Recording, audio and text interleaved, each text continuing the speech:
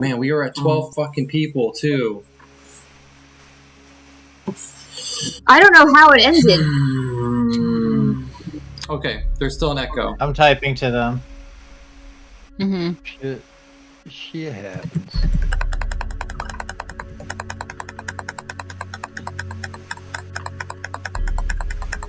Well, we were at 12 people. That's fine. We'll get there again. It's cool.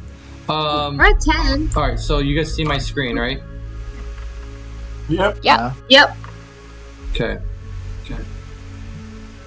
All right, so microphone thing. What are you guys talking about? Go to Streamlabs. Oh, this is Streamlabs. Mm-hmm. Where is... I'm trying to see it. I don't see it. In the mixer.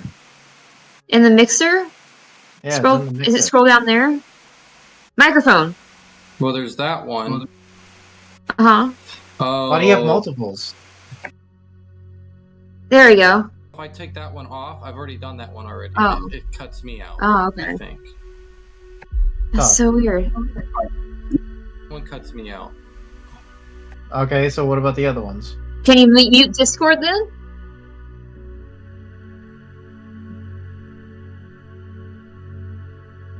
Hold on, let me pull up the stream. Are we streaming again? I've never used this version.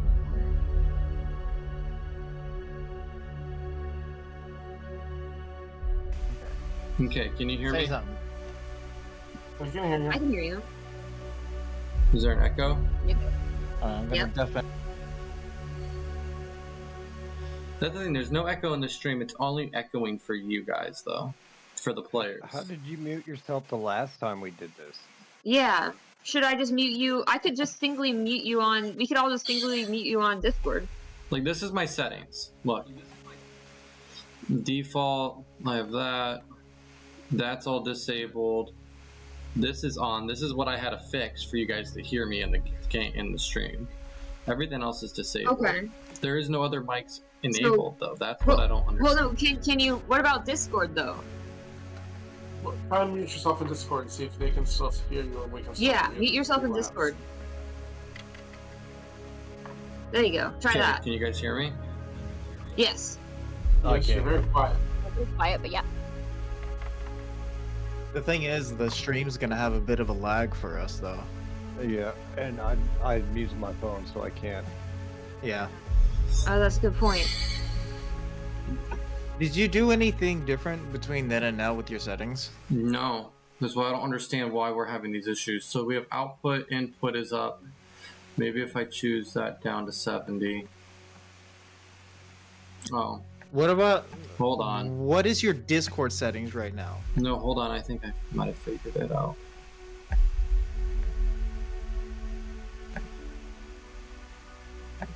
Okay, how about now? Still echo.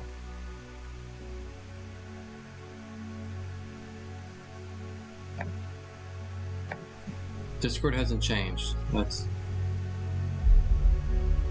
This is it right here. I had to go to this for you guys to hear me.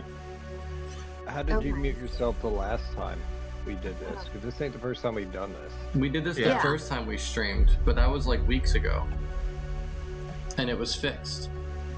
So what unfixed it, I have no idea. Well, what worked last week? He muted himself in Streamlabs. Yeah.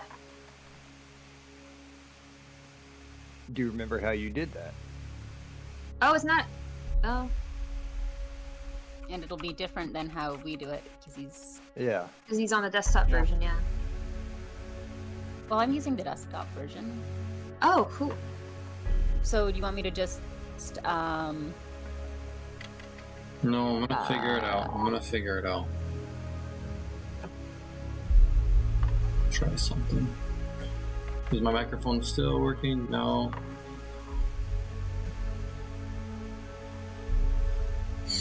Hold on. Alright. I'm gonna end that real quick. I'm gonna figure out where this is coming this from. is what mine looks like. Hold on. Oh, wrong tab.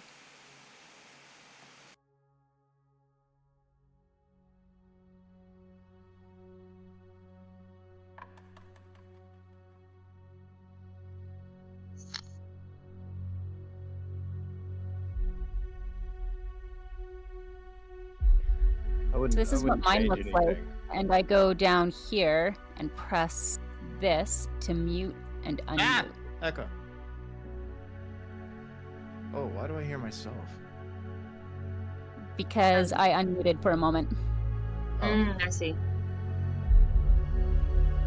But Are you watching her thing, Brandon? can you see it? So I go down here. Wait, is she screen sharing? Yeah. Oh, are she's- you? I can't see it. It's not pulling up in mine. You're not screen sharing for us. I can see the screen share. In Streamlabs. Oh, in Streamlabs. Yeah, in Streamlabs, sorry. Oh shit. Okay. Oh, yeah, I see her screen share. Yeah. This is where I go. No. And then just press it. Or you can do this to change what your Why input is and it output are. blinking green? Because you're talking. No, like you're screening for me. That's weird.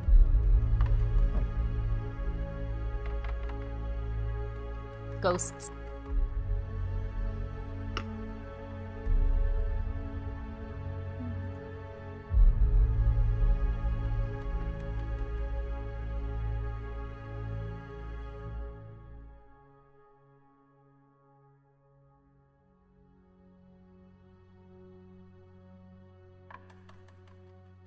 I can't hear him at all anymore.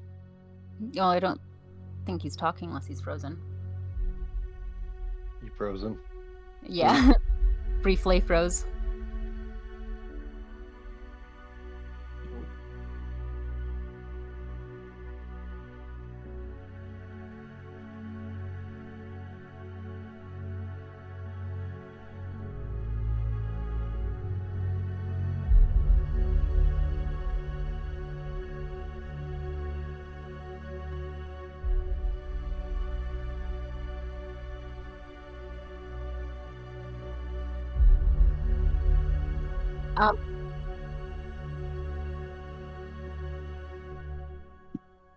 I will share what I'm doing in Discord. Okay? I think his screen looks completely different though, so Is it? I'm on a desktop computer. Oh, desktop version. Okay. Mm-hmm. it's not version. Yeah, I have the desktop version. I'm not using it. Yeah. I know the part he's talking about. Hang on, I don't Talk hear an about it. I echo need to- anymore. Am I crazy? No. I don't hear an echo anymore. I don't. Okay. Okay. Sweet. There we go. Wait. I'm gonna deafen in here and then start talking so I can hear in Twitch. Okay. Ooh, What's he doing stormy. now?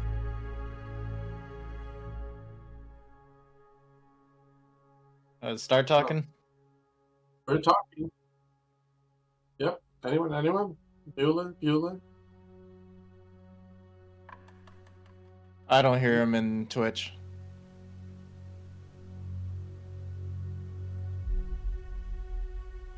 Dang.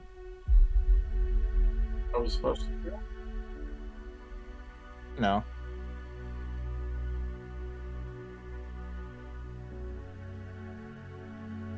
Are we? Okay. Ah! There we go. Wait, I think I heard you in Twitch. What? Okay, is there any echo? Hang on. There's an echo now, but Yeah. I don't Oh, hear the echo. there we go. Hang on. No echo. Sorry. Alright, It it's sounds fixed. really loud. You might need to lower your volume or sensitivity. We did it. Well, no, I was really close to my microphone when I did that. Yeah, but I hear like static. I do hear static. We just won the status. Also, Faye is still blinking for me.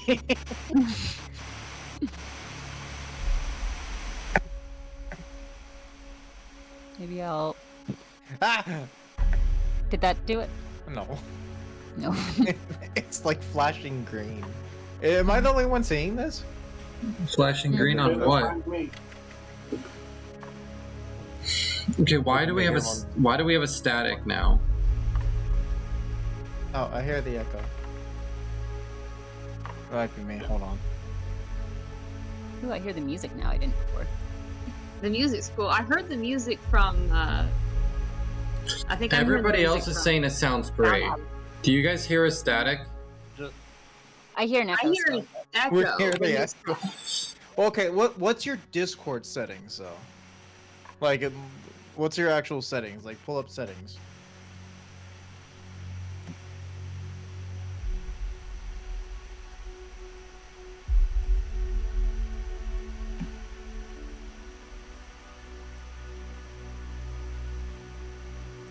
That's it.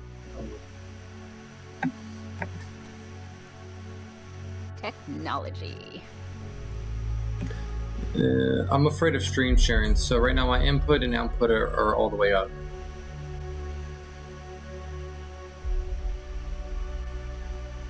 Okay, but the input and output are correct? Like, they didn't change or anything?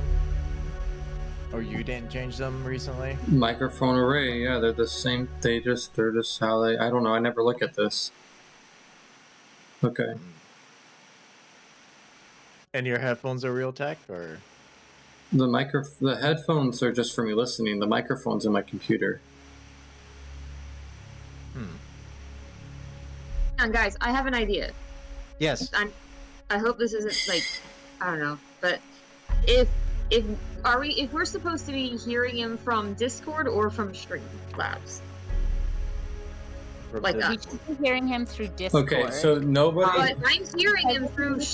It's telling me that I'm hearing him through Streamlabs. So what if we all just individually muted him on Discord so we just heard him through Streamlabs? Because there'll be a delay and it won't work for the Dang streaming. it, yeah, I forgot about the delay. So I'm Okay. still echoing for you guys then. Actually, I don't. Yeah, but I can hear you. Not all the I'm- time, but I'm actually looking at all of us through the Streamlabs streams, like all of you right now, and you guys are on time for me. Okay. Okay, so that could work. All right. Well, nobody's hearing the static. Everybody is saying. I'm letting you know. Everybody's messages right now is perfect. Sounds great. I'm not hearing static rain anymore. Everything sounds When good to me. So, When how I about- mute you on Discord, I don't really get a delay. so why don't we all mute on Discord, and then we see how everyone's talking? Like, we'll talk one at a time, see if we're all on beat. Okay. Sound like a plan?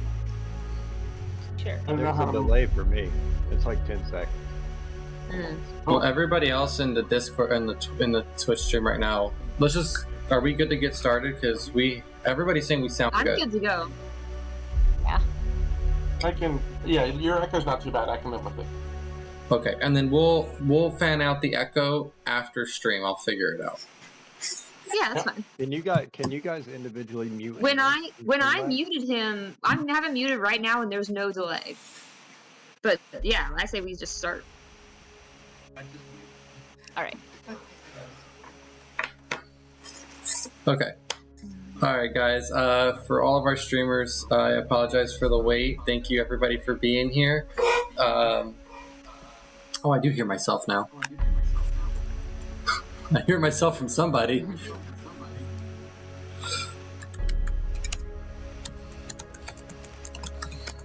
Okay. Either way. I mean, I hear from myself from somebody from a distance. Ooh, that's really loud now. You're echoing over phase. Over phase. Yeah. Heard things glowing whenever you talk. Okay, and come back. Okay.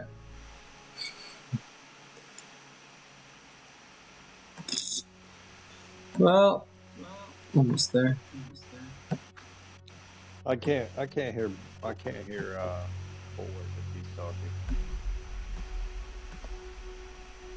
Because he And muted. he's He, not he muted. He's In not Discord. muted anymore. Hi. No, he has a mute button on his actual mic. Oh, okay. Oh, why don't we just use push to talk? I don't know. Would we use that on Discord? I haven't done that before. Well, no, okay. Yes, but you only need to do it if you're echoing. Oh, okay. How am I echoing through somebody's thing already now? I don't understand this. Wait, do you have the stream open? Is it Bulwark? It's through phase. Wait. Start talking real quick. Yes. Okay. Keep talking. No, it's Really loud. Hi, The everybody. echo is coming. The echo is coming from Faye. On Streamlabs? No, through Discord. I did have to turn him up a little bit to be able to hear him. But It might be your sensitivity. You might have to. I can adjust that a little. This whole time. What if it was? What if it was the whole Faye this whole time? Maybe that's why mine is black and green. Okay. Oh my Hey, God. whatever works. All right. It's gone. No, I still hear myself. Whatever. No, it's okay. I say we roll with it. I can hear you fine. No, I know. What I was worried Yeah. about is it repeating I forgot myself in the glasses. stream is what I was worried about, but we're good. Oh my God, that was funny. All right, guys. So, all right. Last time in our lovely session, you guys, after a very intense encounter and learning severe knowledge of other players and the people around you,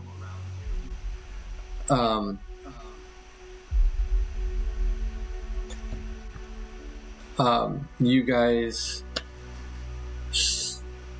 and the death, or what you guys thought was a death of a person that you just met, Kilcourt, as somebody who claimed to be a friend of his stabbed him through the heart in the presence of you guys ready to leave.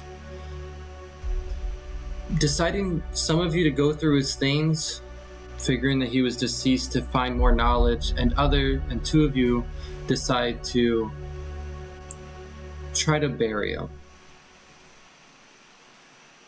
In the process of getting ready to bury him, Valerian, you try to speak with him while he's dead. As his body starts to glow and wind starts to pick up around him, his eyes glow bright white. It fades and it leaves you in a state of question of why. Until Bulwark decides to finally put him to rest and lay him in the grave and bury him. As you guys are getting ready to leave, a hand shoots to the ground as it leaves you in disbelief that he is still alive. After a brief discussion and making your way back downstairs, finding out that he actually happens to be friends with the Fey Court and Titiana, the queen of the whole realm of the Fey Wilds, leaves you with a letter to get you passage and decides to part ways after handing you guys sending stones to keep in touch with them from another plane. The last we left off with you guys broke the talisman as it dusted away. The world around you started fading in and out as one moment you were in this basement room, the next you were in this beautiful courtyard, and it just kept fading and fading back and forth until you guys finally, everything sucked in. A wind pressure barricaded around you guys, and you guys were almost vortex teleported to this new place. Before realizing the details of everything around you, a familiar voice from behind calls out to you guys saying, "About fucking time you made it." As you guys turn around and Marie Rose is standing behind you, her lovely little blue and white night dress, her hair up in a pigtails now, and you can see that she still has her little cart next to her of her little potions. Other fairies that are standing around you staring in disbelief, most of them not standing no taller than 2 feet. 2 to 3 feet tall, as they're all really small. Some of them floating in the air with wings, or even just that little magical dust that Rose used. You have a beautiful, lush garden in a practically perfect circle in the center of this courtyard. beautiful, almost maze-like bushes, 12 feet high, going down the walkways, perfectly evened out on each side. A fountain running down the middle out of what it seems like to be an old dead tree that is still partially alive while running water is running through it, off the branches back into the fountain itself to recycle through. As she looks to all of you, you guys look to her. It is a nice, calm feeling that you guys finally have that you haven't had in a while. Everything seems to be a little too peaceful. The emotions, you don't feel any anger, resentment, anxiety. It feels like almost being here in this presence, everything has just washed away. And with that, with Rose standing in front of you, it is your guys' go. What do you want to do? You know, it could have taken you guys a little fucking longer to get here. We had a little detour. So, but we come with that message for Majesty, shall we say? In due time, you guys will meet her when she's ready. May I ask, though, do you have my bell? I usually recollect them after I meet up. No, what's his name kind of destroyed it before he would take us to visit. Destroyed the. You see her rub her temples, and her face get a little red. Destroyed it, and now she floats up to Kel's face, and she puts her hands on her hip and she leans forward. And who's deciding if this was to give it to that nitwit? Well, there was an got us the crest, which is what we needed. Jesus fuck, not all at once. What? We kind of traded it for information. Yeah. You traded something magical that was given to you as a gift for information. I don't really trust gifts that are given by people that aren't that, like, nice. You know? I mean, first impressions are everything. I get that, but I would rather be myself than be fucking nice to somebody I don't know. Hey, I like that. I was nice enough to give you a gift that would help you, and yet, instead of keeping it for a necessarily backup plan, or, I mean, even just keeping it in general, maybe thinking, oh, maybe I might have to return this thing to them someday, you get it destroyed. Well, We didn't know It's it a was gift, going to don't be return it. You know Yeah, how long it's going to doesn't take sound to like make I me knew another that. one? You never told us that you wanted it back. Yeah, and you did say gift. That is very I think true. we're just going to have to come together on this, and we're just going to have to say you're wrong. It's And good. it's okay to admit when you're wrong. Again, it got us Nothing what wrong we with needed, which was, so we thank you. We're going to agree to disagree. That's always bad. Well, that Well, what do we explains do why now? that nobody led me to him. But you did let me guess. Is he dead? Oh, yeah, he's dead. I got his hand right here. I pull out my backpack and I open it up. And, like, his hand. I knew I should have. Good. I knew I should have followed when I knew I saw you guys leave with him. Well, You can put that away, by the way. Nobody wants to see a dead hand. I think it's neat. That is What do you mean? disgusting. Were you spying on us? I was I don't watching. really I don't like being spied on. Or I watched. wasn't really spying on you. I was spying on the gentleman that you were with. And so you seen us give him the bell. No, already knew. no, You no, said no, something failed right no. away. I didn't see anything that happened inside the house. What I seen was you guys passed me on the way out. He was not entirely trustworthy, so. Well, obviously, I could have told you that one. I told you to watch out before you went in there, to be careful. Yeah. Well, he Sounds like he used this. I wasn't there. I'm just here to help out. People make mistakes. That's true, actually. The feathery one is new. When did you guys pluck a bird out of the tree?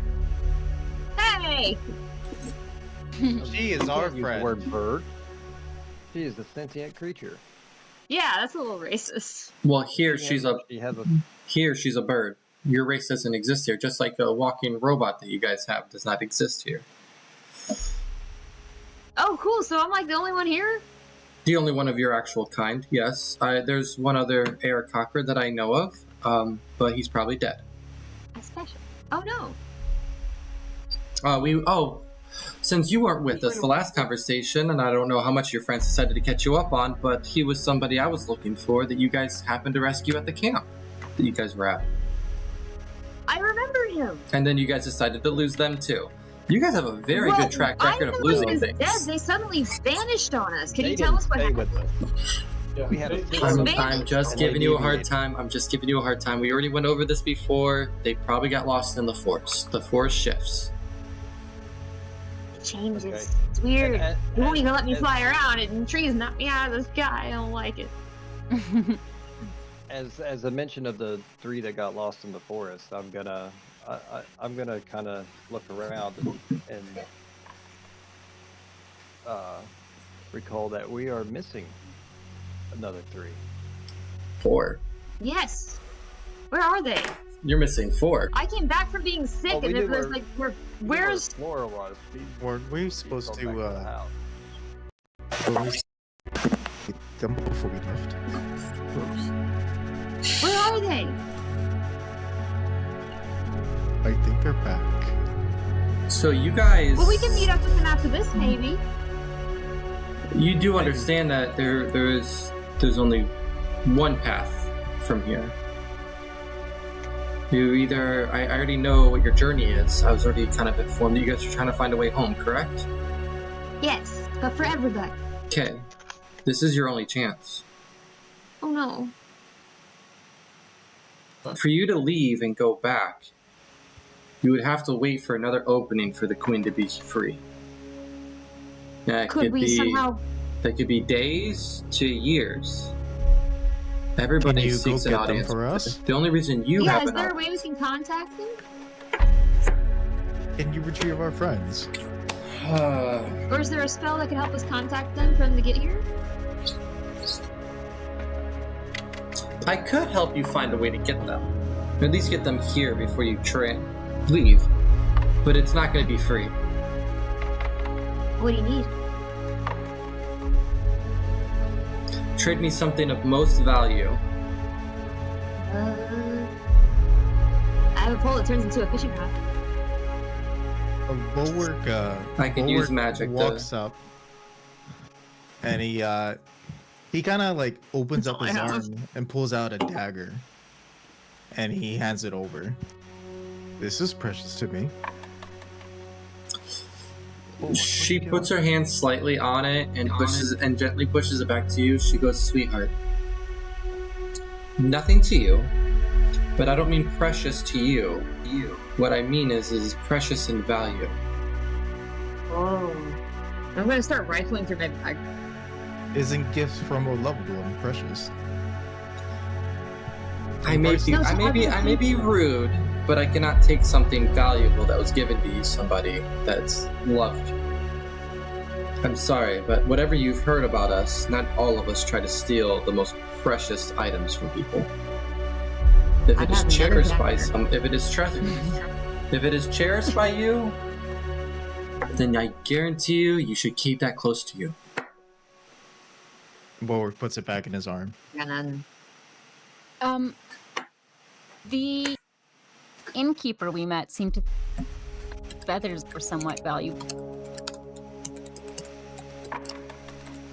I don't care for feathers.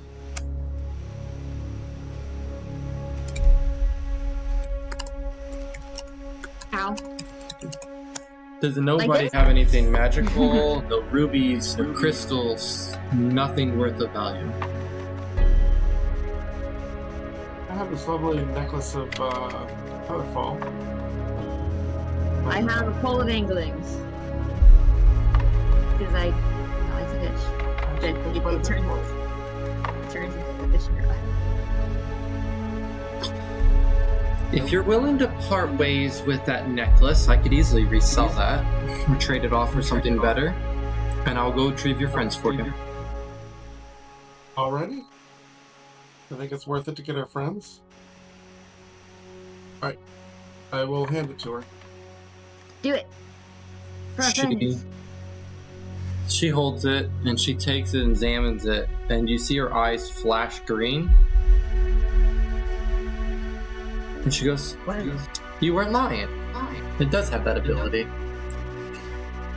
You see her put it around her neck. And she looks back at her cart, and she goes, then I'll give you guys one other thing to do for me. 3 hours. Give me 3 hours, and I will be back with your friends. I need descriptions of what they look like and their names. And the whole giving away names thing, I understand. It does not work unless the person themselves give their name. Oh. So we can clarify that. Meaning you giving me their names does not give me power over them. Now, if you gave me your name, it's a choice if I want to have power over it. Mm-hmm. Well, so... It might be less than 3 hours. I just want you guys to watch my cart for me while I go and do this. Yeah, we can watch your stuff for you. And mind you, the cart is literally 1.5 feet tall, or 2 feet tall, and only 2.5 feet wide, and 2.5 feet long. It is a very small cart. Literally, Bulwark could probably pick it up with one arm. I was just gonna think about doing that. That's amazing. Bulwark wants to pick it up. Just don't break anything. Please do not break anything. And if you do drink anything, tell me what happens. And as for that though, what are their names? Well, there's Tally. Callie, yeah, she's a black. She's got a. I don't need to know what they do. A battle for a hammer. I just kind of facial Cool features. woman. Yeah. A little bit of Shorter, attitude, probably. sturdier, and like. It's funny because you just hear a sound because I can't actually make facial expressions. Okay. Alright. And you see her kind of like draw. She has a notepad. She has like a little piece of paper out now, and she is writing this information down. As for the next one, Cassandra. Yes, she's a wizard. Cassandra. She has longer hair, right? Yeah, she got long white hair and kind of like olive colored skin and markings on her face. Carl can actually paint, so he should be able to sketch these people out for you. Oh yeah, he draws maps. He can draw a picture. Yeah, I don't just have. I actually can paint, so I can sketch and paint and stuff. So Cal can make pictures of all of them for her. Oh, I really appreciate that. That would work. Yes. Awesome. I was just wondering if anyone could do that. Just one more thing. Then, while you're in the process of doing that, the question I have is, what made you guys leave your friends behind? I was sick. I don't know what happened. Okay, excluded the Aarakocra. Good, thank you.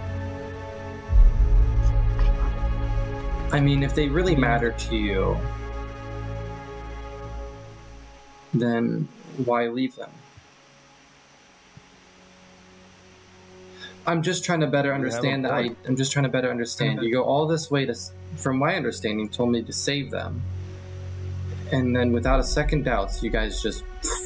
You don't think they're not going to have a little bit of resentment? What am I supposed to explain to them? That you guys just took the easy way out? Just say shit got serious and we had to make a choice. Yeah, I thought it might be dangerous. And we're trying to get them now. We already feel bad enough. We don't need you hounding us about it. Like, Well, no, I need a story to tell them. I need to know if I'm lying to them or telling them the truth and how well I gotta do this. The truth is the best. Yes. That would be the truth, right? Yeah. I mean, you guys did I mean, I pay me to believe you get. guys. You guys did pay me, guys. You guys did pay me. So I'm just trying to make sure that I do this correctly for y'all. We got excited. Bulwark always tells the truth. Mm-hmm. Okay. Okay. Tell them this.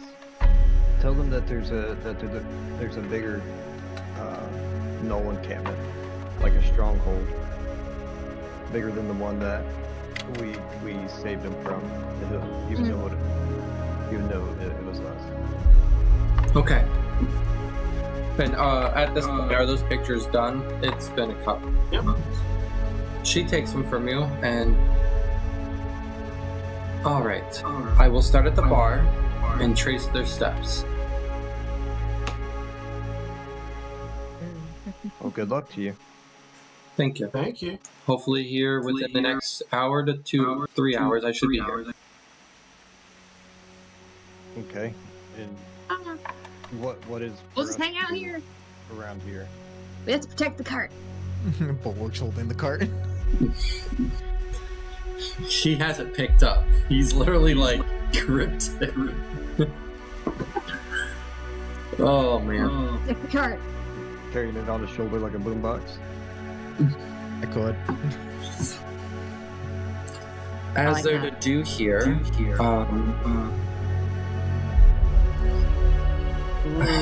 I'd say Please take next. there's a carnival down the way. Other than the carnival and the shows going on, you could go ahead and start your conversation with the Fae, with the Queen. She's right up that way, and she points north, and you can kind of see that there's a sign written in a language you guys don't understand. And further down, you can see that they're way further down. You can see this beautiful house. Something you guys would have really noticed before, but with everything else going on, it might have been just kind of out of your blind sight for it. But as you can see from a distance, the thing looks like maybe 4 or 5 stories tall. She's located there. Just let them know. Is there a place I can get washed? Washed. A robot I being didn't realize you washed. need to be washed. At least always told me if you're going to meet important company, you must always be presentable. Matter of fact, there is a bathhouse. That's actually probably the There's plan. actually a bathhouse near the house itself. Now that you say something though, you guys do all have kind of like a very off scent. I just thought it was from where you came from that my you guys smell feathers bad. could use some work. I could use a bath. Like I'm still covered in blood. I could use a good washing and oiling of my feathers. It's a bit weird. I know you guys haven't had a. You guys have been together for 4 days now. Not one of you have gone into a bath. I open one of my wings and I show how like 2 of the feathers are like sticking together, and I'm like, I gotta work on that. Ew. She hands you a token, Okay. and then she starts handing one to each one of you. At the bathhouse, give this to them. It will get your entry and to get clean. That What sounds about nice. food? What about our type of food? There's the carnival. Food is food. You're telling me you don't eat berries? Fruits? Ooh, I We have do good not berries? eat. That's all we eat here. Fruits and vegetables. I have to eat like constantly.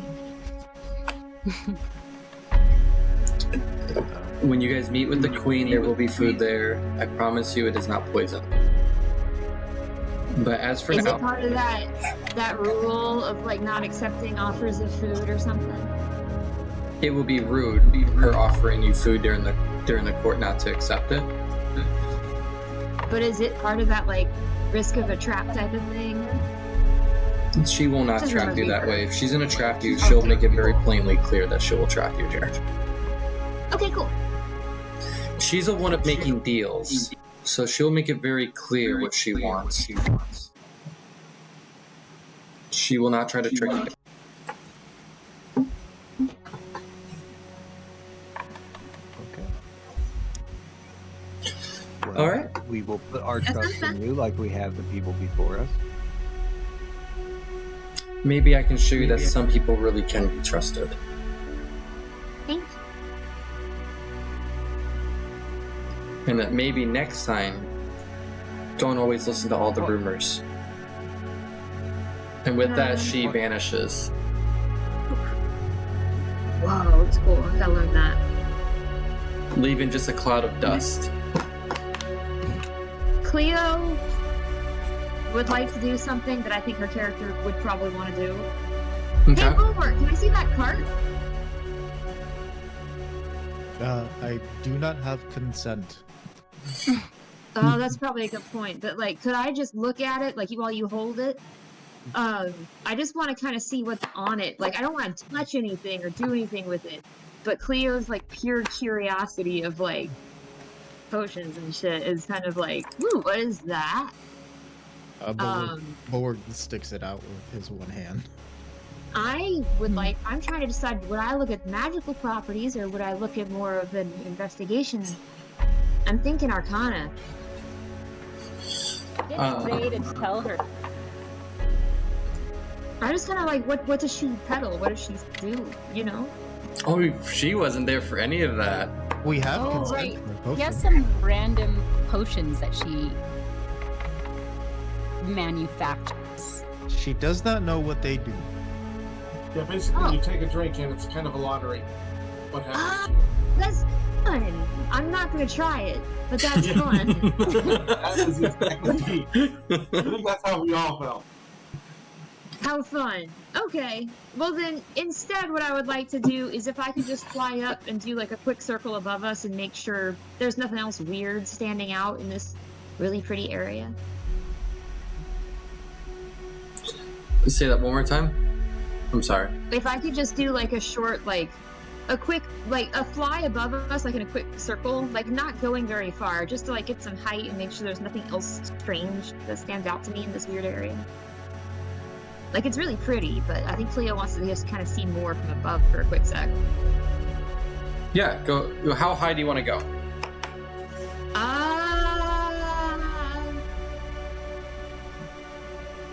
Like 100 feet-ish. Not crazy high. So as you Just a little bit of height.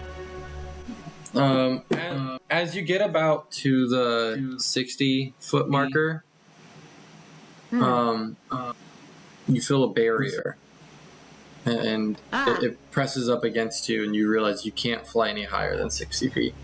And as you kind of get a good, Cool. but now you get a good look of around everything around you, and you notice that the pathways, the walking, it's all one giant maze. Everything is set up as one giant circular maze, and the bushes are perfectly trimmed and level all the way through, making separate walls. Certain ones dead end, but where they dead end, there's houses, or what you're assuming are houses.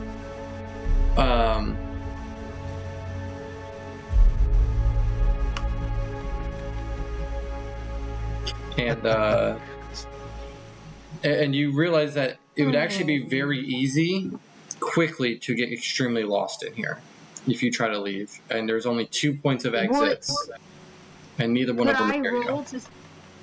Would I be able to roll something to see if I could like remember where to go, or like how to like tell people, like, or like I would like to try a roll to see if Cleo could remember stuff or just get completely lost. Roll me a flat intelligence check to see how much she will actually remember this when she gets down. Yeah, because I need to be able to describe it to people, or I'm just going to be watching them getting lost. Let me see. Intelligence. Wait, Mr. Sharon, how?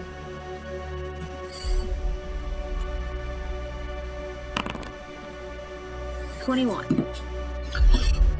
You actually remember generally of most of which directions to go if you guys have to exit, which way certain places are, where the dead ends are. I can just kind of stay slightly above y'all and be like, no, not that one. Yeah, you would actually know a pretty good route of memorizing the whole area that you see. As for where the court is, though, you notice that it goes up on a hill. Now that you can see it, you can see the bathhouse. It is a giant glass house with a brick wall separating separate rooms of bathrooms. You can kind of see into it. And then the house itself, not only is it 5 stories high, but it looks like it's almost 600 feet wide, and probably you can't even estimating maybe another 600 feet long, with a beautiful garden, another maze garden in the back behind it. It's so pretty here. And from a very far distance out of the dome, what looks like to be the center of the Feywilds, you see a 800-foot tree that is extravagantly large, and lightly has a soft golden rainbowish glow to it. Ooh. The leaves themselves are vibrant, bright green, which is very weird from when you've been here. It's the only tree that you've noticed that actually has green leaves. And the wood on it, it is almost like a reddish tint oak. And it looks like there is just a lush forest around it, and nothing is built near it. That's gorgeous. So I just kind of like am with them, but like describing to them what I see, and we can go wherever we want. Where do y'all want to go first? Beth. Yeah, that's probably We're a little. If we make good on time. right. Yeah, if I ignore these feathers much longer, I won't be able to fly. Can we see the carnival from where we're at? Like, can we hear it and stuff? Oh, and as for the carnival part, yeah, you would have noticed that it's probably 10 blocks south of you guys in an open area of the maze, really large open area, and there's maybe 7 or 8 tents that you've been able to notice, and you can see a large crowd of people there. Is there food? The height you are and how far away it is, you can't really tell. But Okay, you do see everybody kind of looks like ants. You can tell there's a large crowd though moving through. I'm telling them, I see all the fun things. Don't turn that way, turn that way.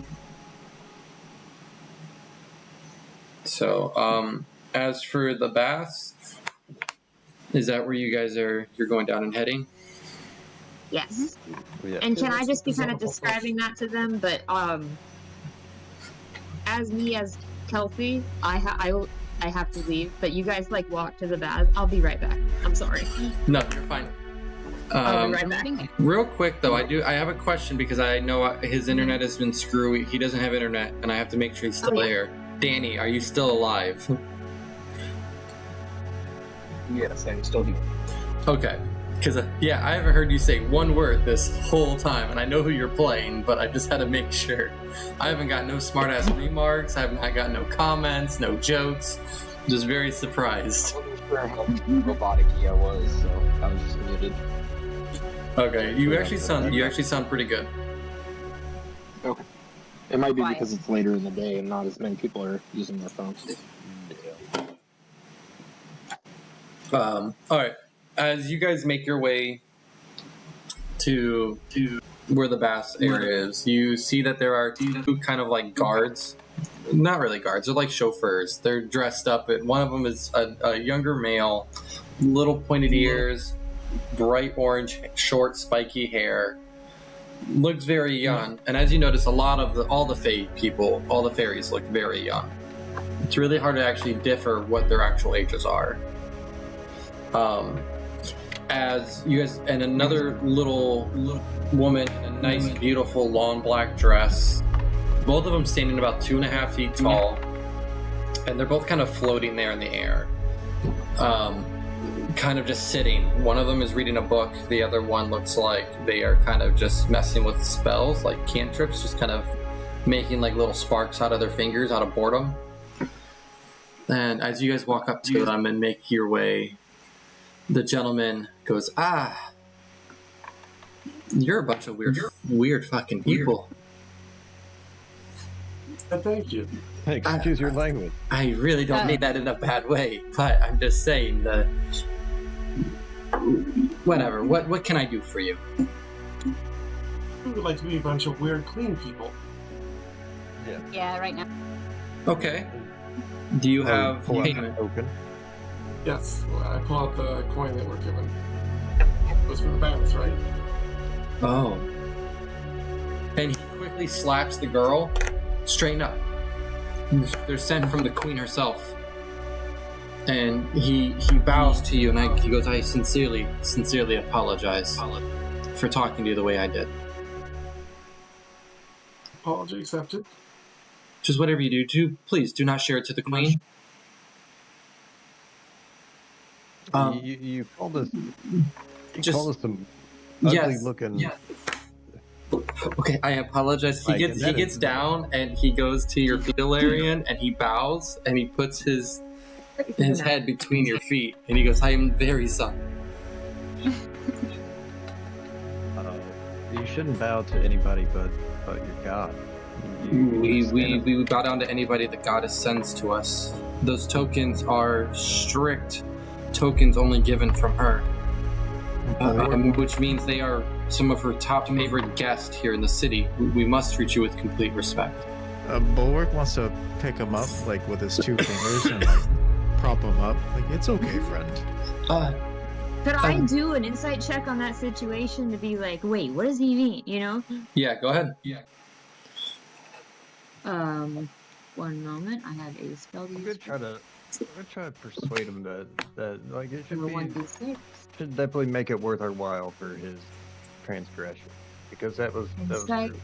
Shouldn't approach people like that. 1d6. Kind of the we might forgive you if you meant it good.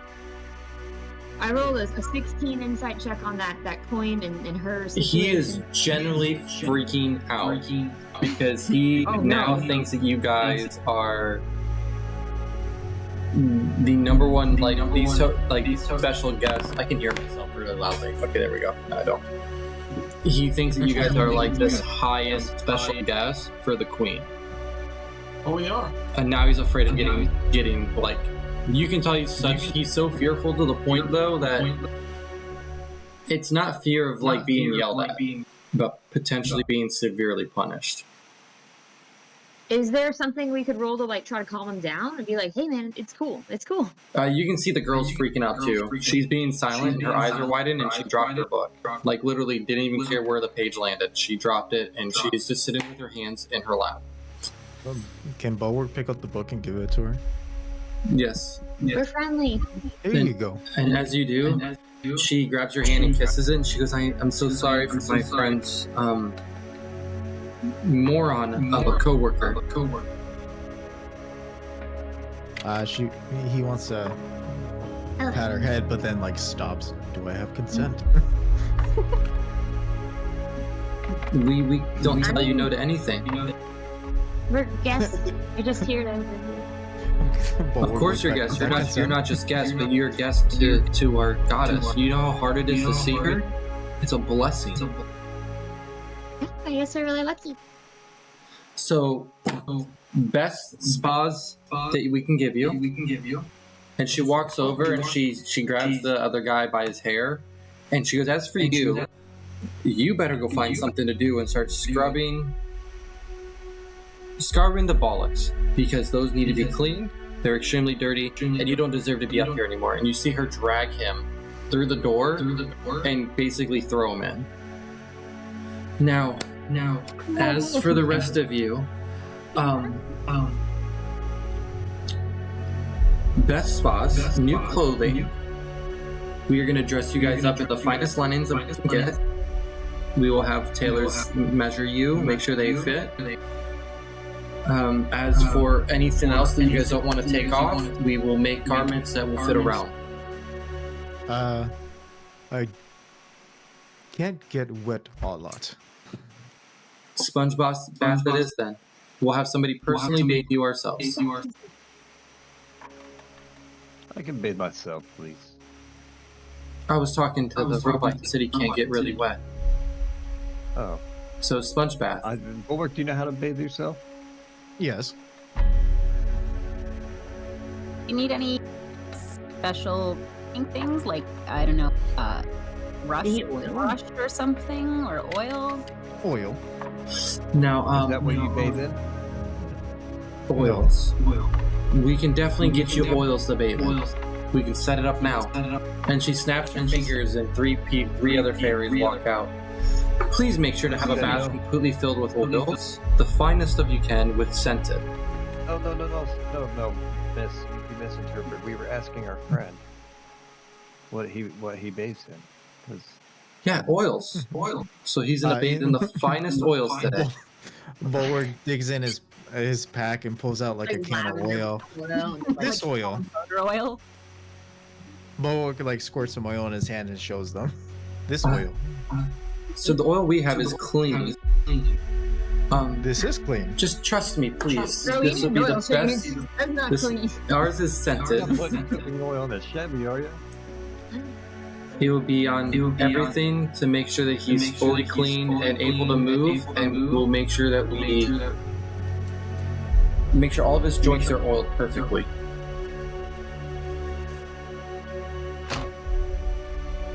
As for the rest of you, I need to know what type of drinks you guys like. Food. It is all complimentary. Everything will be brought to you while you are bathing. As for hot towels to put on the face, there is a sauna and everything else. Anything else you guys need, we will bring to you. What type of scents do you offers in the bath? We have a lemon, vanilla, a lavender, and a beautiful called a droom. I gotta look at the word. I think vanilla sounds Can you hear again? Yes. Oh, Drurian. It's called a Drurian scent. It is a scent from here. It basically, I'll explain it as a DM. It pretty much smells. It's basically an autumn smell. Beautiful, like kind of like light fall smell. like dead leaves. No, like kind of like a burning campfire mixed with like pumpkin spice. Like crisp air, like the crisp autumn. That sounds good. Sounds I mean, I good. wouldn't mind just whatever your local specialties are, so that we can enjoy the place. Well, the ultimate specialist is the Drumere. It smells like a light scent of burning wood and cinnamon. It's actually a favorite. There we go. That sounds lovely. So as for the bathing, let you guys bathe yourselves. After your bath is done, there will be a bell in there. Read it. Somebody will be in there with oil. Cover what you don't want oiled with the towels that we have, and they will oil you, leaving a scent, and they'll take your measurements and get your garments made for you.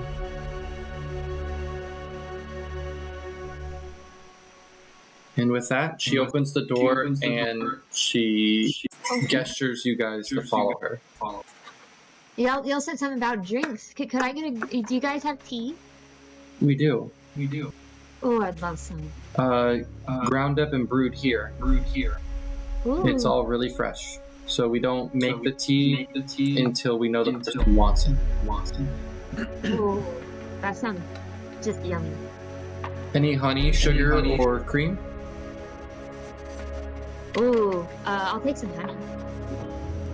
Okay. Honey comes from our actual beehives that we have in the back. They will go and get it fresh. Okay, don't get stung. We put the bees to sleep before we get it. Yes, smoke works very well for that's good.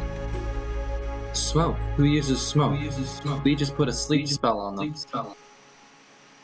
That works too. I need to learn sleep. That'd be awesome. As for that, I will make sure the rest of you either have a wine or a nice ale. I'm guessing. Yeah, something to make a carnival fun. The carnival fun. Yeah, something I to can make the carnival fun. definitely get you a list of drinks. Just give me the house special.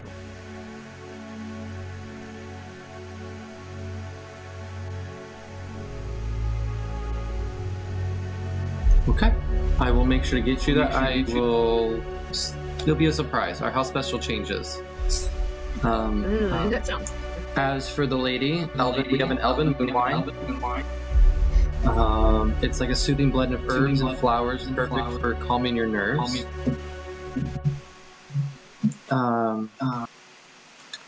We also offer a honeyed milk, mead milk, or a fruit juice.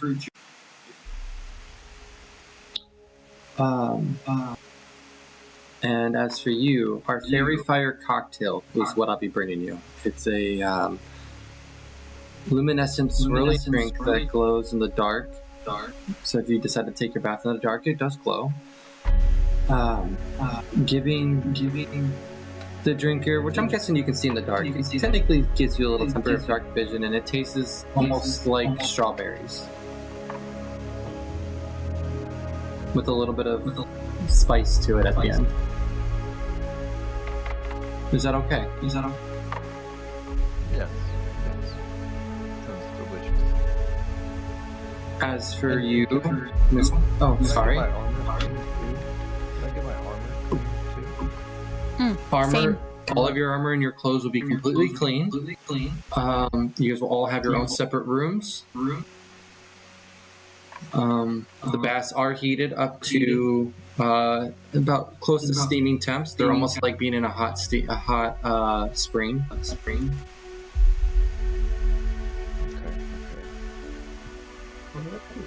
Weapons get sharpened and cleaned as well. Any wears and tears on any of your clothing, armor, or weapons will be repaired. Oh, thank you so much. And as for that, let me take you guys to your room. One by one, you guys get dropped off at each one of your rooms. Each room looks fairly familiar. Marble walls and floors all the way around. Beautifully blue and greens. The glass window up above. With beautiful orbs of light that are shifting different colors, just floating around. Just kind of, you guys get the idea that it's just something to stare at if you want to relax in the bath and just watch to help you soothe. The water is a little hot to the touch at first as you guys get ready to dip in, but comfortable as you guys seep in, and it soothes your bodies, and you can feel all of your muscles just completely relax. The water gives off this, it's basically crystal clear. You can see all the way to the very far bottom, and you can tell it's almost designed like a pool. One side is very shallow, and then it gets extremely deep if you wanted to go for a swim. There is a table placed next to the entrance of the bath, where the steps are, with grapes and oranges, apples, bananas, a fillet of fruit. And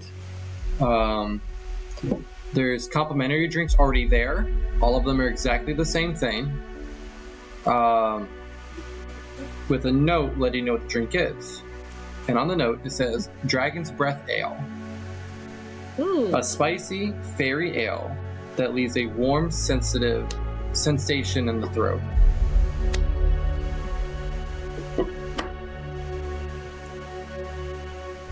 And on the bottom of the note, it says, other drinks will be released soon. And then there's another table next to it with another note that says, please leave clothing here. So as you guys leave your garments there and seep in, You guys all kind of eventually, one at a time, get a knock on the door with a woman asking to enter. And as I'm guessing each one of you would let them come in.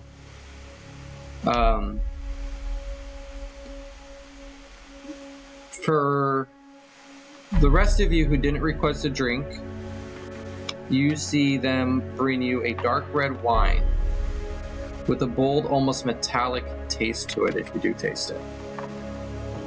It is kind of almost it's weird. It's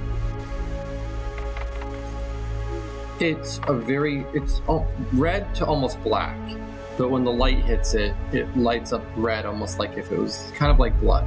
But when you drink it, you obviously can tell it's not. It's just the looks of the wine.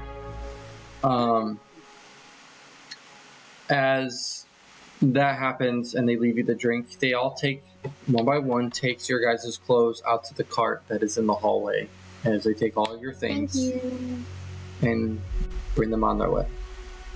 Does anybody want to do anything particular alone while they are doing this, or kind of just keep cut through the cutscenes? Cleo just jumps in the bath and does the weird bird thing. It's just like, this is great. All right. I think Faye stepped away. Bulwark just gets a sponge and starts kind of wiping down the metal. So with yours, Bulwark, you notice that yours, they do have the water there, but they have a separate bath with a person waiting. I forgot to mention this. I apologize.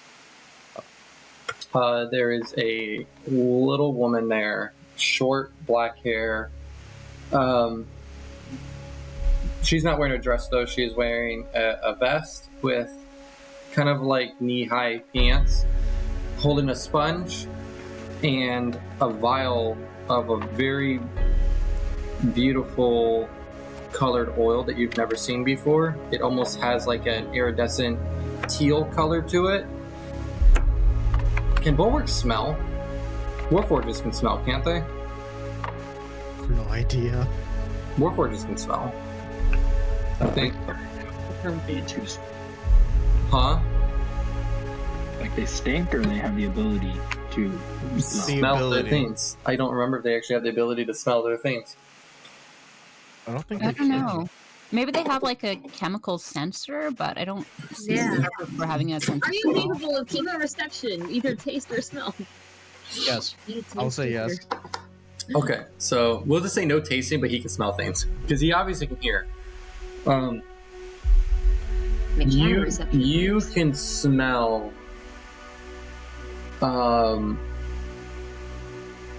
It's almost like a scent of lilies and lavenders, and it almost reminds you of her from back home.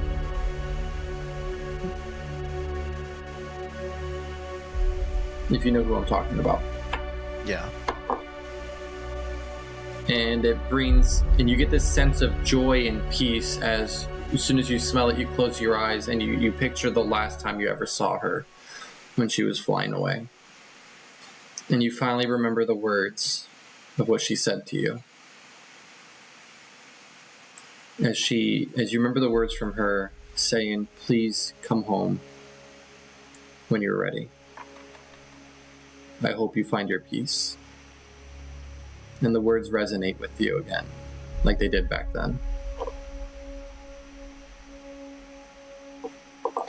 Are you ready, sir? Bulwark kind of stands there for a minute. Then it takes him a second to realize that, someone else was there. Yes, I am ready. Thank you. You're welcome. And she just kind of comes over with the oil, and she lathers the sponge in some water, and you see her start like floating as she starts cleaning all the blood off of you, and like gets some rid of some of the marks. Then you see that she starts using like magic, and you see parts of your armor from your body that were cracked before and rusted. She starts to repair most of it. Whoa. And as she's doing so, then she kind of goes to the oil, and you see her start trying to like gently put it in cracks in your arm, like where your functions are, and through your neck. And as she does, and the further she moves, the easier it gets for you to move. And you feel yourself almost better than you've ever felt before. Bulwark wants to ask, can I have one of these for myself? How much? I can get you a gallon or a 5-gallon jug to take with you. No, just a small bottle. But only a small. Of course. Then quickly she just goes over and she pulls out a vial out of one of her pockets that she has. And she pours some into it, and she goes, would you like this on you, or like a necklace? Or Yes, please. she gets some she leaves the room for a moment and comes back with some rope, and she shoves a hole through with a needle and runs the string through the cork, and then ties it around the vial so the cork stays attached, and then comes up to you and she gently ties it around the back of your neck. Then it hangs down about mid-chest. And from the vial, the way she set it up, you can see that she put a wick in the middle. You can smell it. It's almost like she made like an at-home incense. Bulwark pats her head because he's kind of like in the moment. He forgets to ask for consent. Thank you. And she hugs you. And then she looks at you and she goes, you're a fine piece of equipment. You deserve to be treated better. And today you will. And she gets back to doing all the oil again. With that, is there anything else anybody else wants to do real quick? Since I had to do that with Borg, I completely forgot. I'm just imagining it should be in the shape of like a little pine tree. Oh, the pile. Yeah. They don't know what pine trees are here, so I don't know if that would be a thing. That's okay. That's just what my mental image.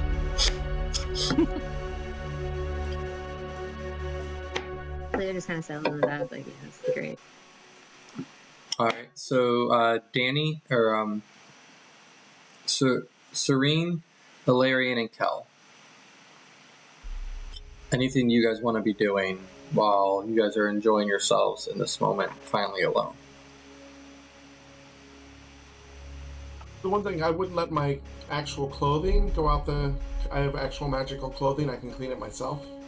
So Okay, so that would have been left behind. Okay. That's the only.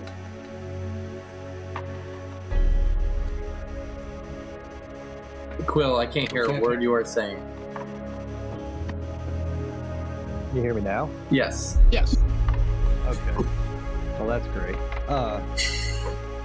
I'm just gonna be laying in the bath relaxing, just kind of drifting in and out of like meditative state and whatnot, not really allowing myself to let my guard down.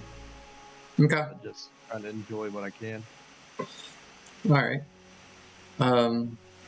As the time goes on, And I drink my drink.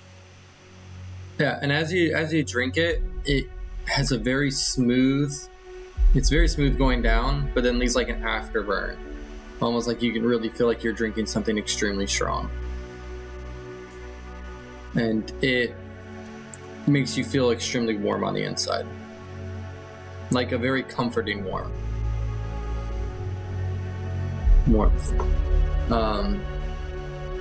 And by the way, guys, the bell that you guys see, let me know whenever any of you guys ring them.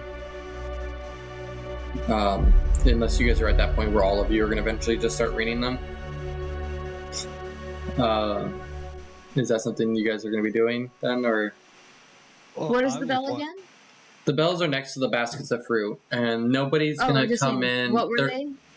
They're to summon Oh, them when to you call guys are done. somebody. When you're done bathing, and you're supposed to Mhm. cover yourselves, what you don't want Mhm. touched, and then they're gonna do a scented oil on you guys, and then they're gonna measure you for new clothing.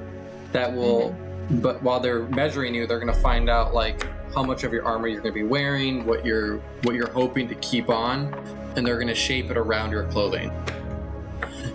Pretty much they're adding stuff to your clothing to make you more like professional, like personal looking. But Orc pretty much walks around naked. Not after today, sir. Oh, they're dressing you. You can't see much on me anyway. That's all the feathers. I would have told him to keep the same color coordination.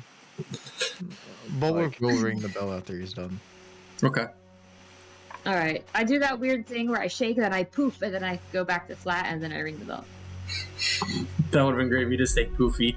Just made him accidentally get your measurements wrong. But when she's cold, she's like, she looks twice as large because it's all fluffy. Well, here's the thing: is when you guys do get out of the baths, and yes, you would expect to be cold, but the rooms themselves are also heated, and when you guys get out, it's almost like you never left the water. The warmth is still there, so you're not. That's nice. There's not really like a difference between the water and the room. And they do this on purpose so people have a true relaxing moment of in and out. That is nice. That is a nice touch, y'all. That is nice. That'd be real life. Yeah. We just hang out in this bath forever. But you guys are getting these special treatments too in these special rooms because of the coins you had. Yes. So the other, not to clarify, not all the rooms are like this.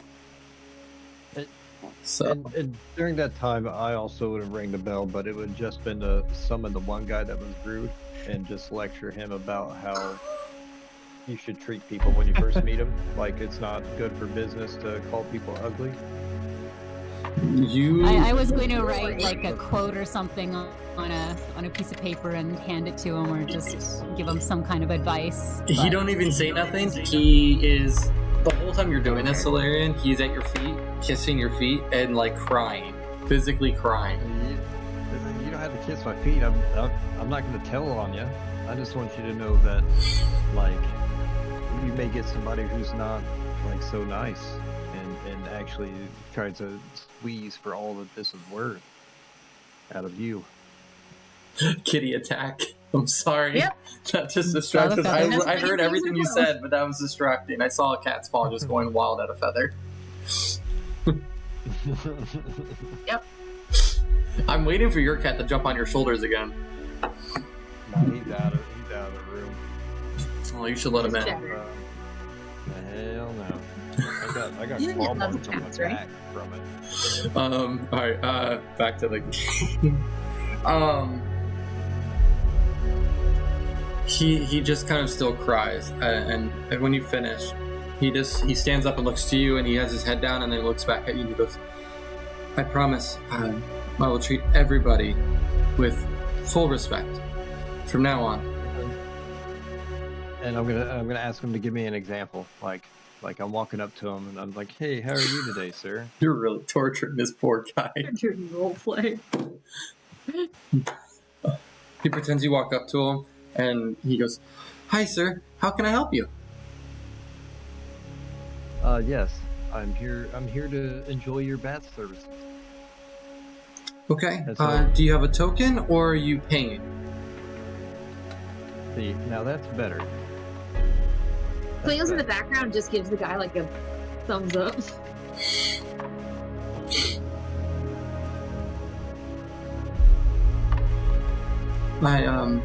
I'm still very sorry, and I'm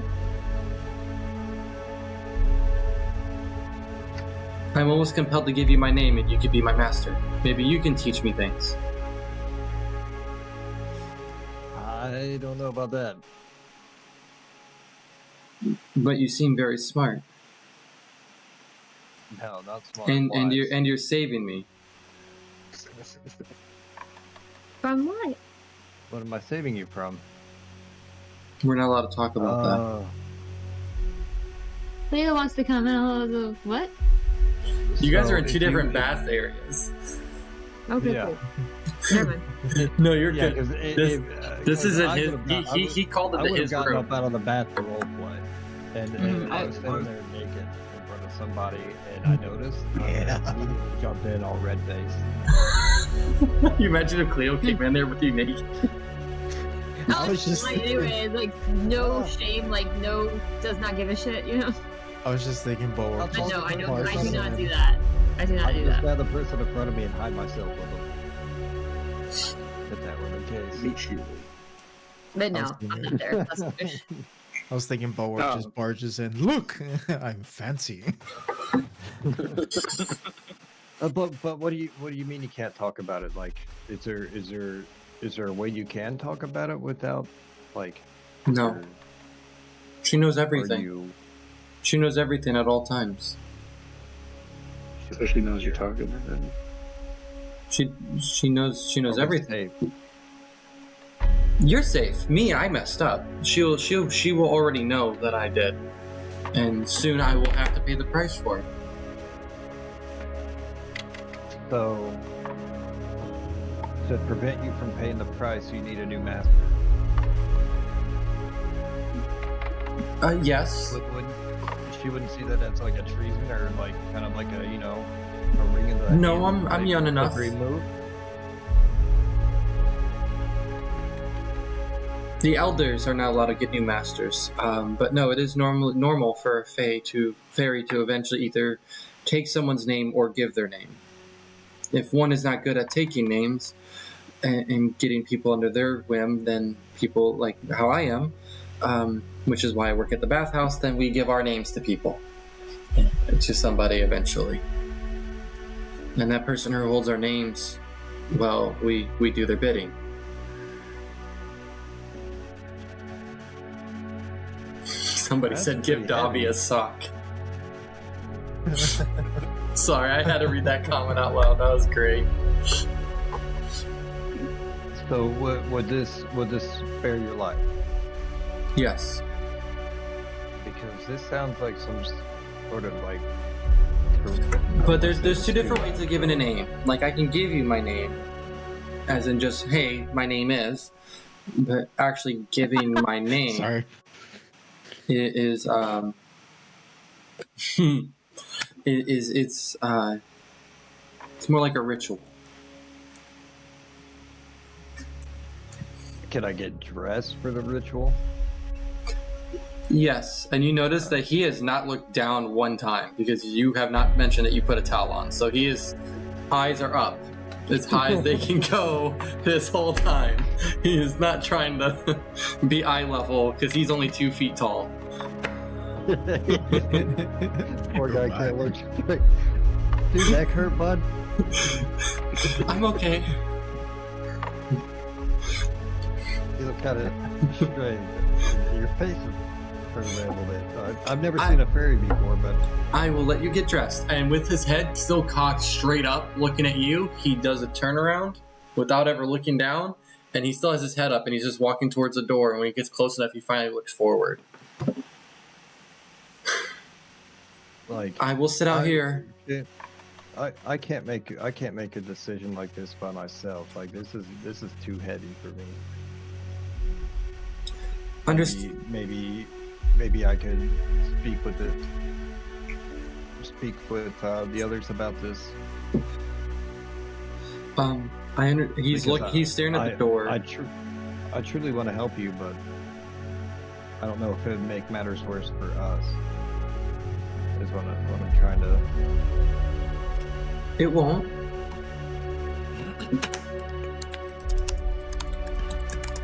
Okay. Just know that if you decide to do this, I will be at your side until death. Marriage. Mine or yours? I was like, is this adoption or marriage? It's more of an adoption, but when they give their names to somebody and call them their master, that's it. They're not allowed to contract with anybody else. Ever. Okay. So they are forever at your side, no matter what. You can tell them to leave and stay certain places, yes, but like Our first NPC adoption. it's more of a contract. I, in a way, would kind of be like a slave. But I understand that you're a very kind person and you wouldn't treat me that way. No. I hope you make the right decision. And he opens the door and walks out.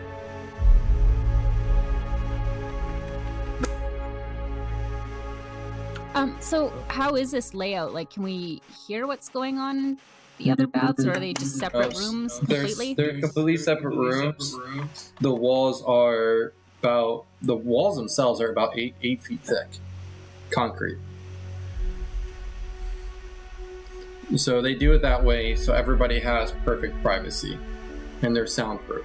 So you can't hear anything going on. You don't even hear a cart or a wagon go past your door. Okay. And the plumbing's like, or are they baths that they bring in, or just like magically piped in? They magically clean them. So the water is disintegrated. They scrub them, and then they magically generate more water into the baths all over again. Amazing. Morgan, in privacy, will just go through like all of the bottles and soaps and shampoos and like smell every single one. You can see that they left you every scent that they brought up, including 3 other ones that she forgot to mention. And this is for all of you.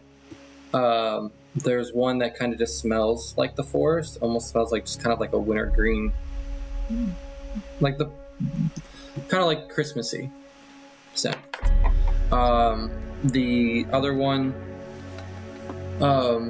gives you a scent of honey. Not cinnamon, more of like a like chocolate honey scent. And then the last one, at first it's really hard to tell what it is, but then when you finally get a full whiff of it, it's not as pleasant of a scent. But it's a I'm trying to figure out how to like describe this one. It's more of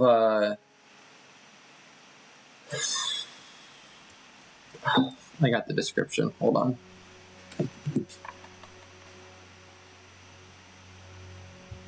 just gotta look it up on my phone. I apologize. I have all my notes right here.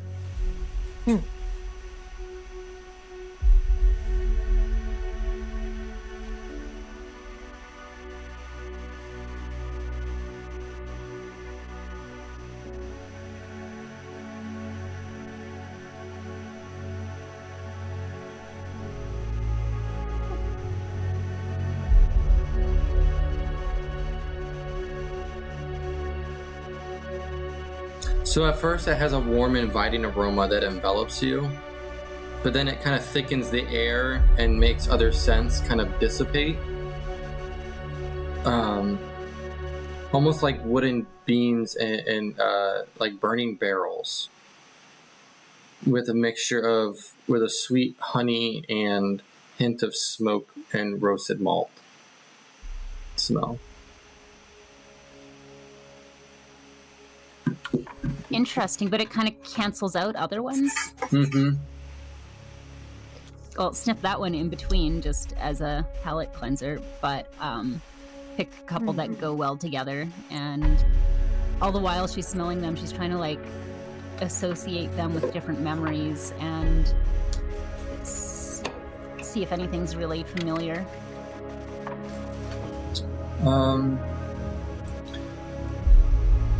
Trying to see like a scent that's kind of familiar. Yeah. So, and you're mixing them, right? Not at first, but for the bath eventually, yeah. Okay.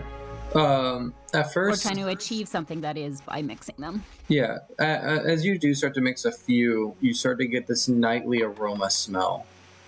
Almost smells like the midnight air, like midnight air. It's very soft and pleasant, and it takes you back to thinking of your home, where you were, the presence, and how that aroma was there consistently. And it reminds you of your queen and your goddess. Awesome. I'm just gonna soak in that. Okay. For the rest of you that have ring bells so far, the clothing that gets brought back to you, Kel, they bring back the garments they were allowed to take. Everything is polished, cleaned. Your weapons are sharpened like they promised.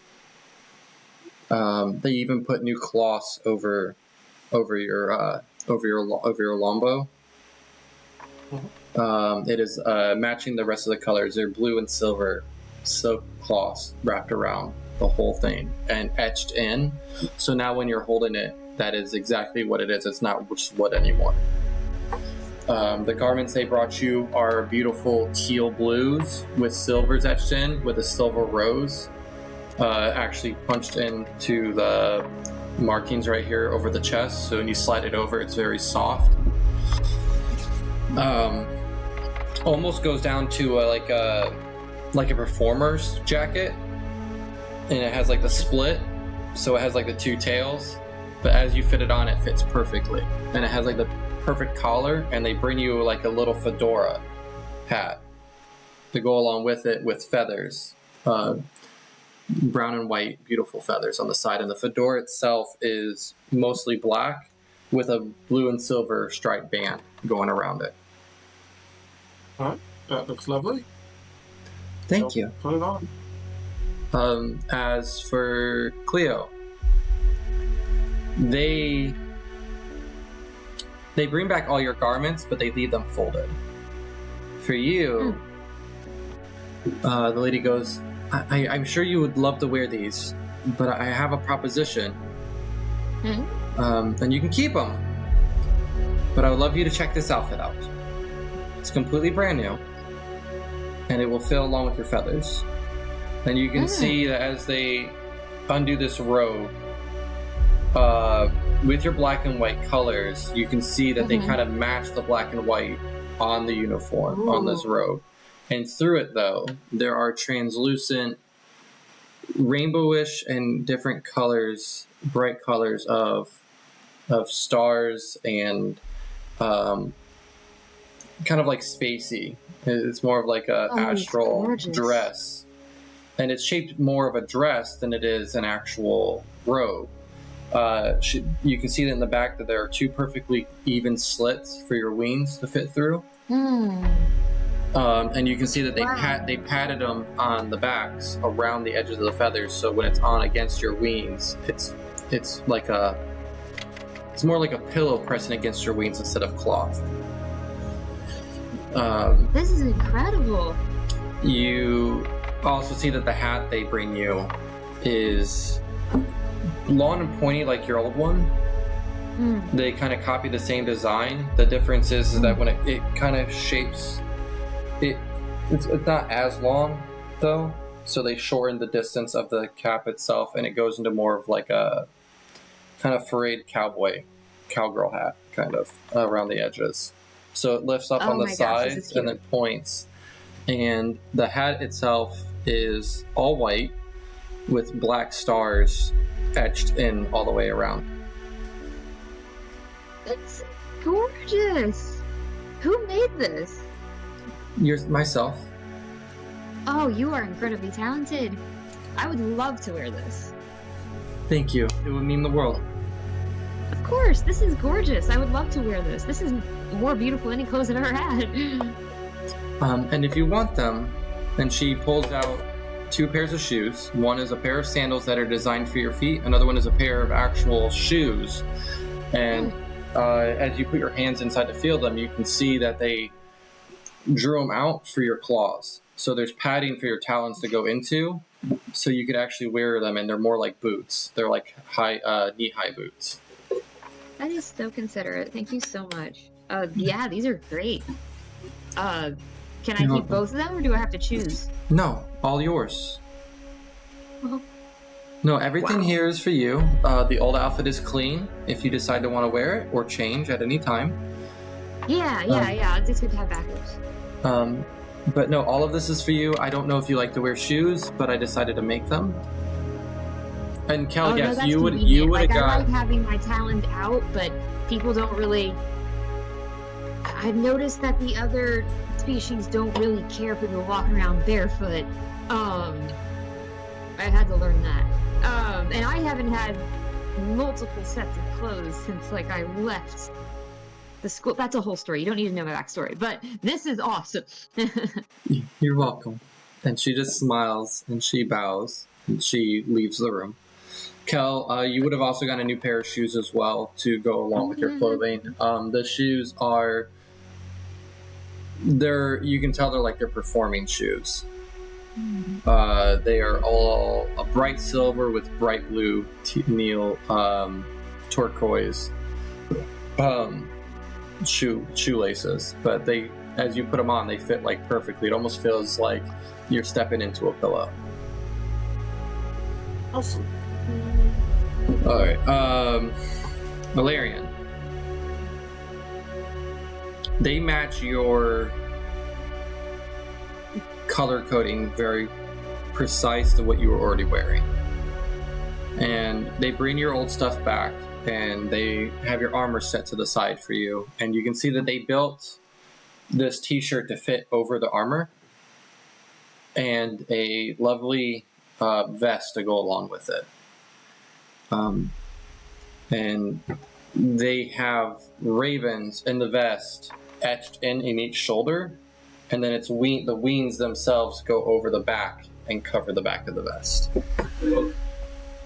And they put in feathers through the shirt itself that stick out on the right side, almost perfectly like a fan, from your neck over down to the edge of your shoulder. They bring you a new pair of pants that they cleaned and got together, and they also brought you a pair of boots, almost looking like combat boots. Jet black. They just go just barely above the ankle, and both the boots have ravens etched in on each side of the boot. I am going to change into it, but I'm also going to put my vestments back on. I don't want to not wear the clothes and be rude. But I have a specific thing I gotta keep my vestments on. Understood. I could reshape this to fit over all of that. Well, the vestments have to stay on top of everything. So Understood. It would still. I could have it open and like advertise and stuff, but I just. Well, I'm just trying to dress you up for meeting the queen as well. Okay. So, I mean, if you want to, after you meet the queen, you could easily put everything back on. But just if you want to do that, that's fine with me. I'm a man of my word. I gotta stick with my vestments over the top. I understand. And with that, she leaves and she goes to Faye. Or Morgan, sorry. And Morgan, they weren't quite sure what to do for you, so they bring you two outfits. One is a dress that is literally made out of raven feathers. There's a soft cloth underneath, but on top there are raven feathers perfectly edged in all the way down to a point where they flare out right past your knees. There are two sets of beautiful raven feathers sticking out in the back, almost like a peacock formation right behind your head. This is just for formal, if interested. And then the other one, you notice she only has two garments. One is a vest, and a t-shirt. Your vest is black and white with bright purple etching in the vest. The shirt itself is a deep purple, and it's short sleeve. It only just barely goes almost to your elbows. It's real light and silky and soft. And the vest itself, on the front you don't see anything, but on the back there is another raven that is flying upward, facing upward, with its beak at the tip of your neck. Are these okay? These are quite lovely. Who made them? I make everything here. You're quite the artisan. I try my best. For those of you that I didn't get ideas from, I took ideas from your clothing. And I'm assuming that two of you, which I'm guessing you must be good friends, both follow the Raven Queen. I was wondering if you knew the significance of this. Usually only people of the Raven Queen keep the type of armor that you two keep. Both of you have very different paths, though, for the different types of marks that you have on your stuff. I find it very intriguing. I study all the gods. Well, there are some gods are worshipped in different places, and those places develop their own iconography and symbols and traditions. So Are you guys good friends? Or are you from two different places?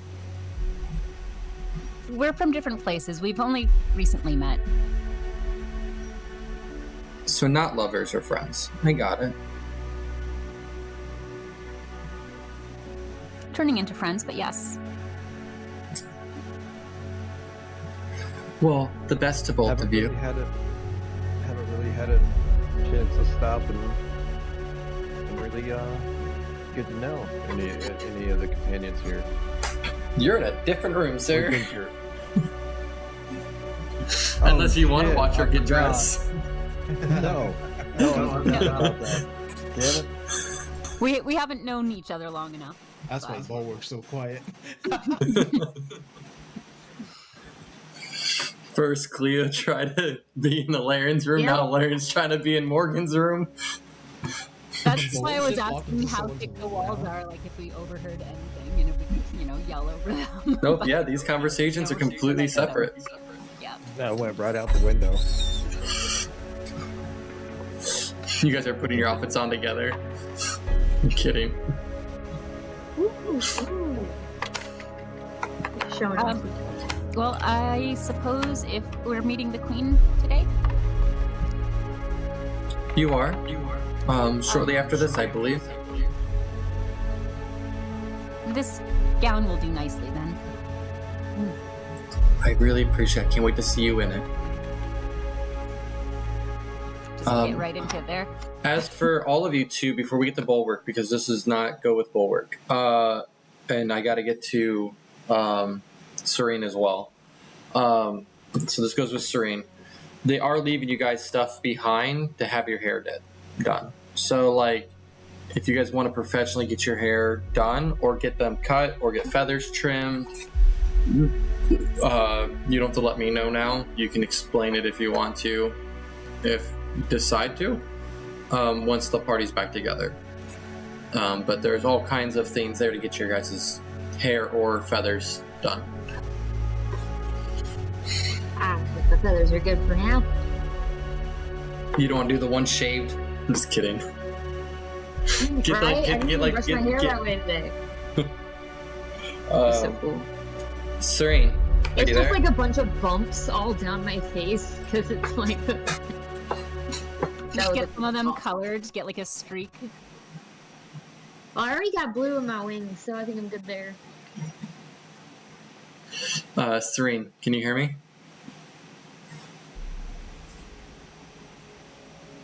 I think Danny's dead. Okay. I was hearing static, but I don't know if that's him or not. No, that's Faye. All right. No, I'm on push to talk now. No, that's Yep. you. It's me? Okay, so I'm guessing.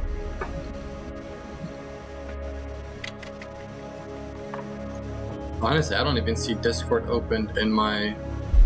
I Bar. see him muting and unmuting. Is he communicating the He's Morse trying. code? With the muting and unmuting?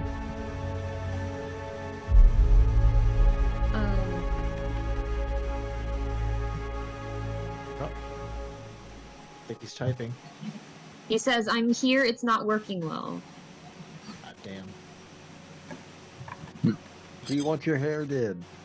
I mess up on everything. Want to hear about your outfit?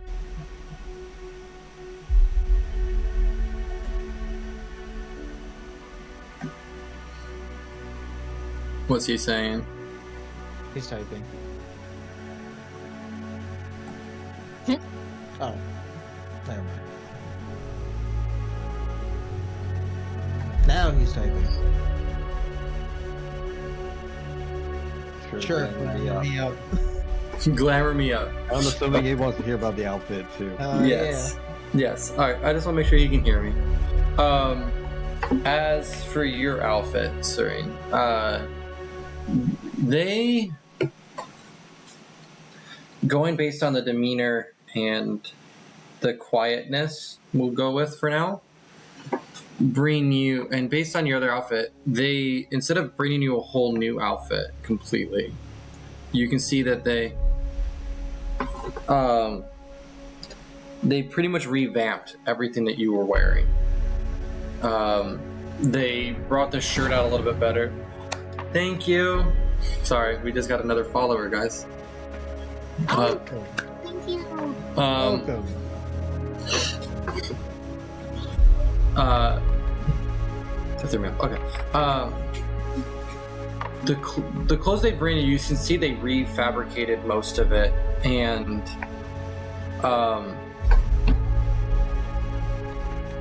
they brought you more earthy colors, as they kind of brought you a brown vest to go with the shirt that you were already wearing, that have beautiful leaves etched into it with green sewing.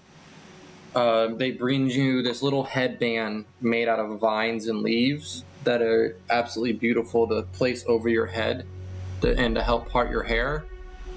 They bring you brown and white shoes with beautiful, like, olive earthly green pants to go along with your outfit. As for Bulwark,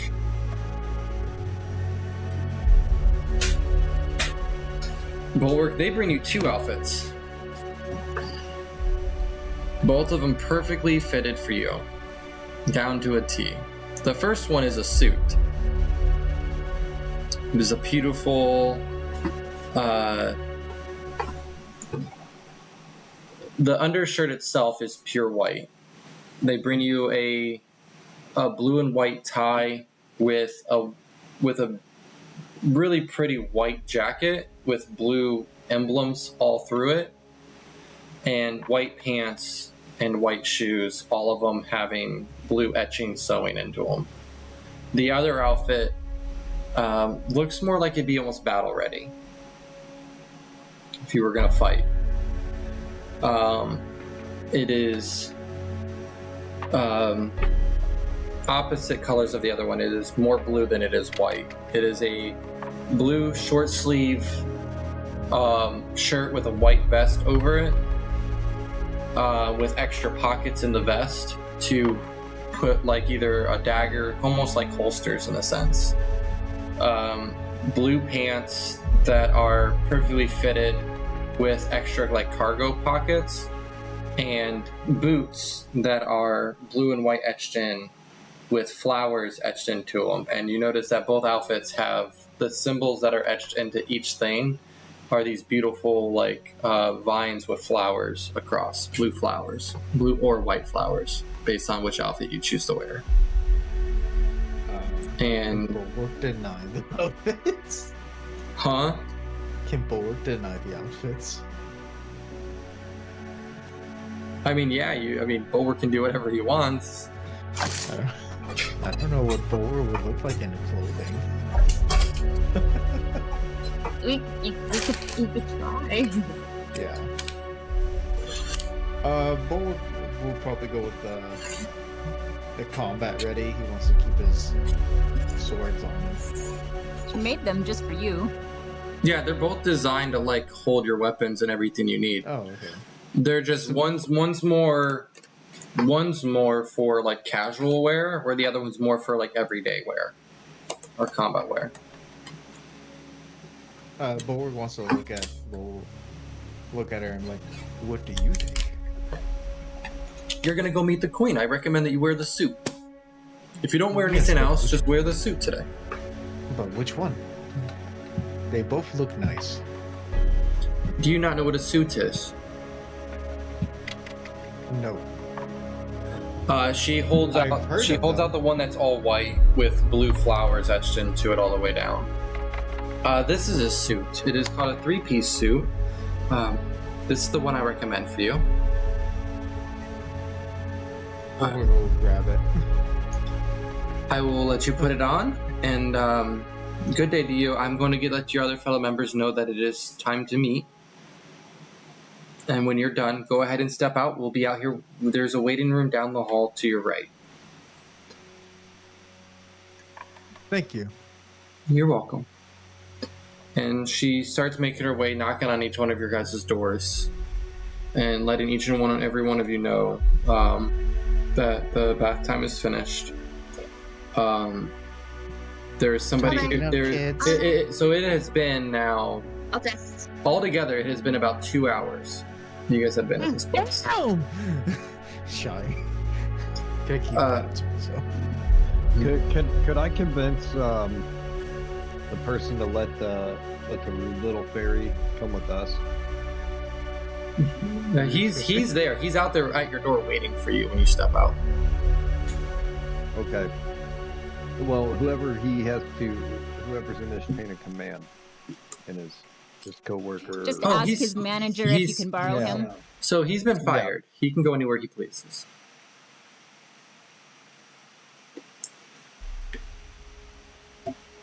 That's her telling you that. Next to him. And all of you guys are pretty much coming out of the rooms now at this point. What happens? What happens if he gets it? What happens if he gets fired? That's something we're not allowed to talk about.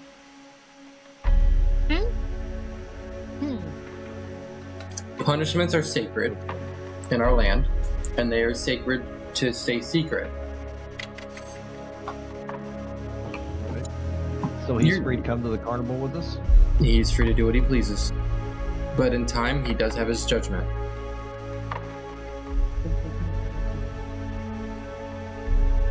By the end of today, I believe, is his judgment hearing. So he has, I don't know, less than 9 hours left. I'm just gonna kind of nod and tell the fairy that I don't know his name to come with us. And as we're going, I'm kind of explaining the situation that was in the bathhouse and kind of what he said, and kind of backing up what she said about the punishment and stuff. And as you're doing that, the house lady is now waiting for you guys in the one room, and as you guys are kind of discussing that, you'll see her at a distance, like she's holding a clipboard, tapping her foot, and she's like, she looks to you guys and looks at the clipboard, and that's kind of all she's doing, like she's just waiting. With him explaining everything to you guys are kind of alone now at this point, besides the fairy that is with him and then the rest of you. So anything you guys want to input before you get to her, go ahead. You all look very nice. Oh yeah, and Bulwark's wearing clothes now, by the way. A Oh, full-on nice white suit, suit. Bulwark. Bulwark's in clothes. Looking sharp. Thank you. I have things to say. Have a hack. Noted. Fish. You know what? Oh, fun. You know what would make your suit even better? Forward, the top hat. I have never worn a hat. Or a bow tie. You could rock a bow tie. It could run. You need the bow tie. Thank you, Morgan. Bower looks at someone. Can I have a bow tie? Should put him with a It's bow only tie. it's only your party members there, so the other fairies are the workers are gone. They're off doing other people. Bow tie, bow tie, bow tie. The one with the clipboard? She's in front of you guys. I'm just making sure that you guys are saying what you want to about the situation he said that he was reminding you guys about. He caught you guys Oh, up on. Yeah. See if you guys wanted to say anything about that before you make it to her. Should we help him? Well, I have to help him. I can't have anybody put to death for just not really having common courtesy. Maybe they weren't taught that. I can promise you it's not death, but it is worse. Okay. Definitely. And are you eavesdropping? He's literally walking next to you, like heel to heel next to you. I thought it was the person with a clipboard. No. Oh no. I thought he was just staying quiet. Nope. I think he's our No. handler, so Yeah. He is walking I think toe If to it's toe. worse than He's walking toe if to it's toe worse with you. than death. If it's worse than death, then I have to help you. Because there shouldn't be Yes. anything. Death should be the finality. He grabs Like, your when this soul hand, leaves this stops place, you, it should- and he goes, "So you're telling me that you'll do the contract?"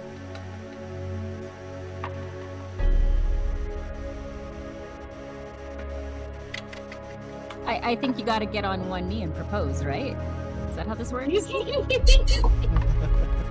I don't want him to suffer that kind of fate. No offense, but this isn't marriage, but it is a binding contract, yes.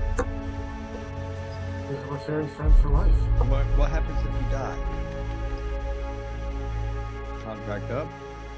If I die, the contract is over. Okay. I'm helping you out. Like, But I'm telling you now, my whole purpose would be make sure that I can do everything I can in my power, including sacrificing my own life to save yours. So the whole Didn't ask purpose you of to do the that. whole, it's not you asking. It's part of the contract. I will make sure that I will put myself in front of you in any type of harm's way possible.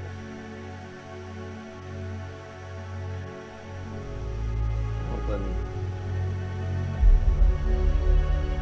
I'm not that fragile, I promise.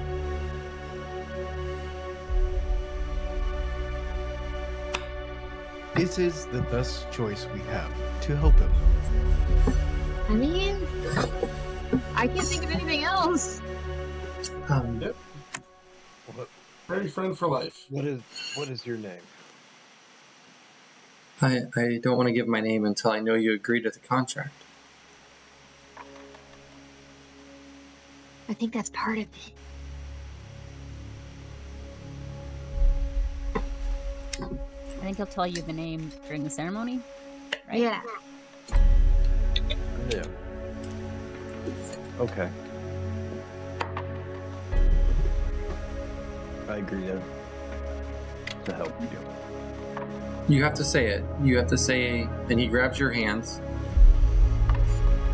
You have to say, I agree to this binding contract.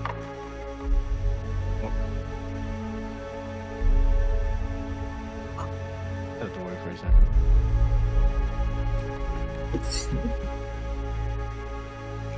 Someone in the chat, sign it. Do it. Do it. Do it. Give Dobby a suck. Dobby Yeah, is a free fairy. Do it. I reach out my hand and I say, And he grabs yours with both of his. you have a deal, but you have to be cordial to people. You can't just be calling them ugly. I'll be as cordial as you want me to be. But you have to say the words, I agree to this contract. I agree to this contract With, and at that point, as soon as you say with, a motion of air starts to slowly form around both of you in like a vortex. And to the rest of you, they almost look kind of translucent. A little. Whoa. Is this normal? And I don't know. with Oliver, Oliver. Gnomestead.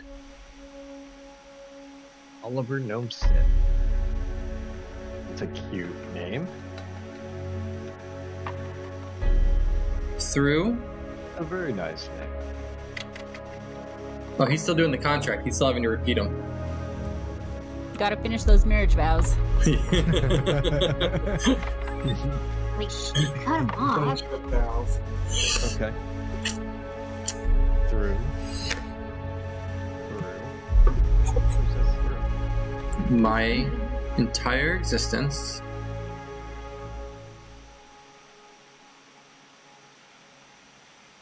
Through my entire existence. Of bonding our names. Bonding our names. And with that, the air picks up faster and starts to close in on you. And as it does, he grips your forearm with his one hand, expecting you to do the same. So it's more or less like a Viking handshake.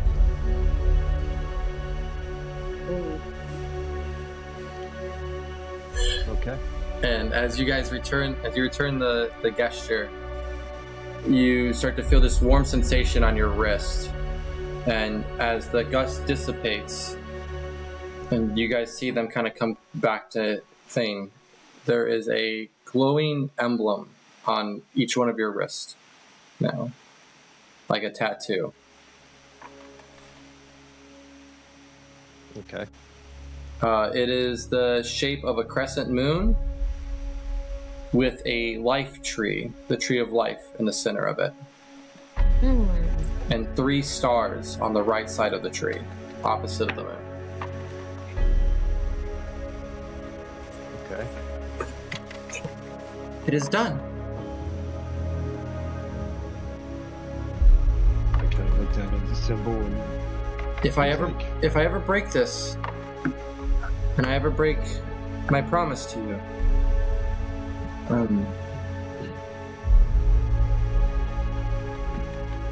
the bond will be broken and I will die. You are my master.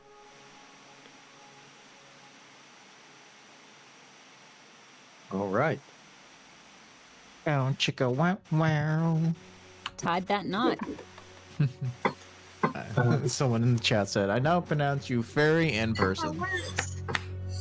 Just for the comment real quick of not selling your soul to a devil, they've gotten pretty close on accident.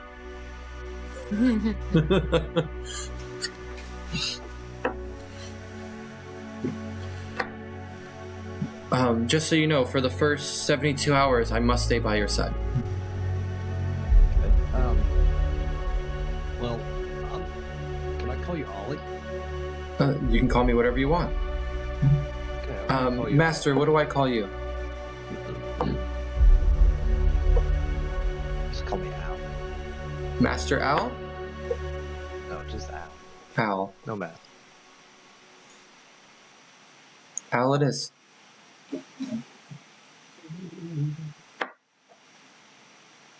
And he does this, he goes, now I must match Al. And as he kind of waves his hands and he changes his clothes, and you kind of see his clothes shape, and now he is wearing a black vest, raven feathers out of it, black pants, and black boots. Oh, no. You can be your own person. I am. Do you have interest? No. But your outfit's really cool. Well, thank you. Kind of flattered. All I've known was Salvitude. And I also- I've never had a chance to learn anything about myself. I also feel really bad for Ollie. Like, like having to live a life in servitude, and however long fairies live for, he wouldn't know. But that could not be, like, he doesn't like that. That could not be great for anyone. Not the way life should be. It's just the way of their people. Now you've got like a mini me. Do I have consent to Oh, headbutt you? cute! It's the ultimate consent. Consent to what? To headpat the little one. Yeah, go ahead. To do what to him? I want to headpat Ollie. Oh, He's at Ollie- Muller's asking Ollie Ollie just- if he can headpat him. as long as Master allows it. Or, I'm sorry, I forgot what you told me to call you. You just call me Al. Al. If Al allows it. I said Do yeah. I have? Buller Yes. headpats him. And then he looks to you, Al, and he goes, so is that proper? Yes. Yes, it is, Al. He nods and smiles. You have served me well, Ollie. Already. And I'll hopefully serve you well to the end of my days.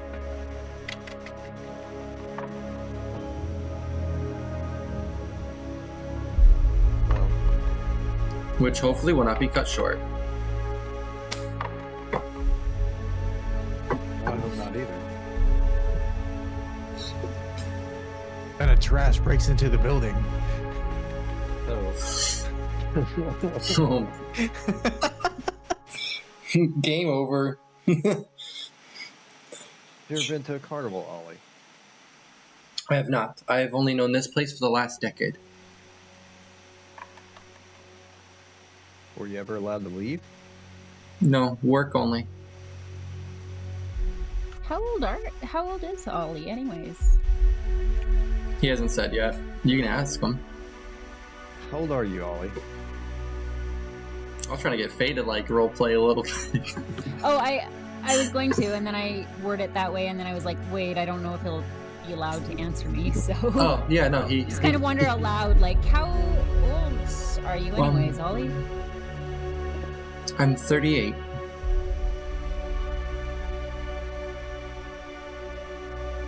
Wow. Is that young for your kind? Very.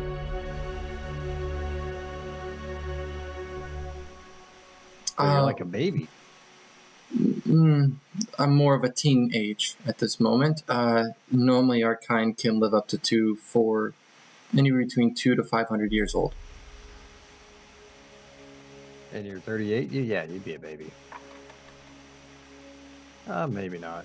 Well, Toddler. when do you come of age typically? We come of age. We are considered adults at the age of 14.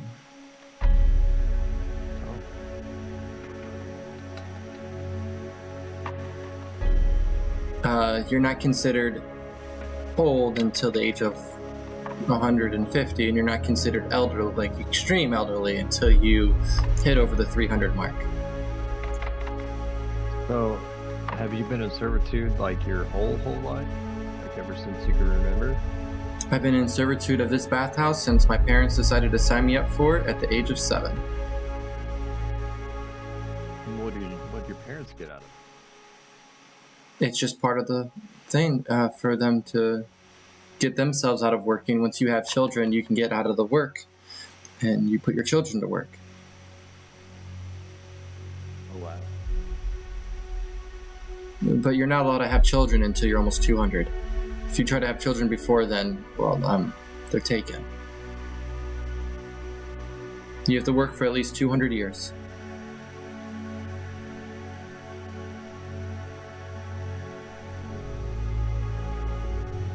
And it's always been like this? Yes, it's the way of our people. Nobody ever sees, we don't see a problem with it, Okay. but it's Do all you we know. like the I mean, bathhouse, obviously, or would you rather work somewhere else? I would have rather worked in the gardens. That sounds I nice. think Kelsey is having mic issues. I see her talking, but I'm Oh not yeah, hearing Kelsey, I anything. can't hear Yeah, I don't anything. hear her either. Your mic's messed up. Nope, we can't hear you. Very faintly.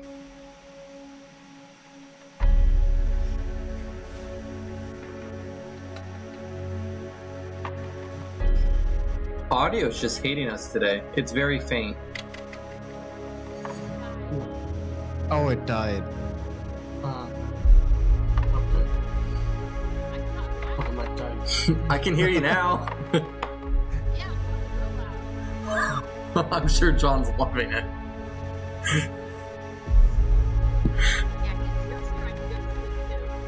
Damn. All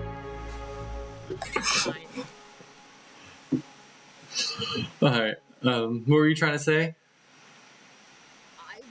To be honest, I lost track. I think I was more just talking about the.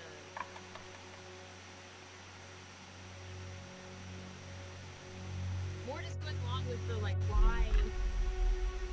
Why is it so terrible? What do you think about it? Or if the last thing I said was like, oh, gardens are nice. If you guys are planning on leaving here, once we leave here, I can tell you all about here. But as of now, I can't talk about anything.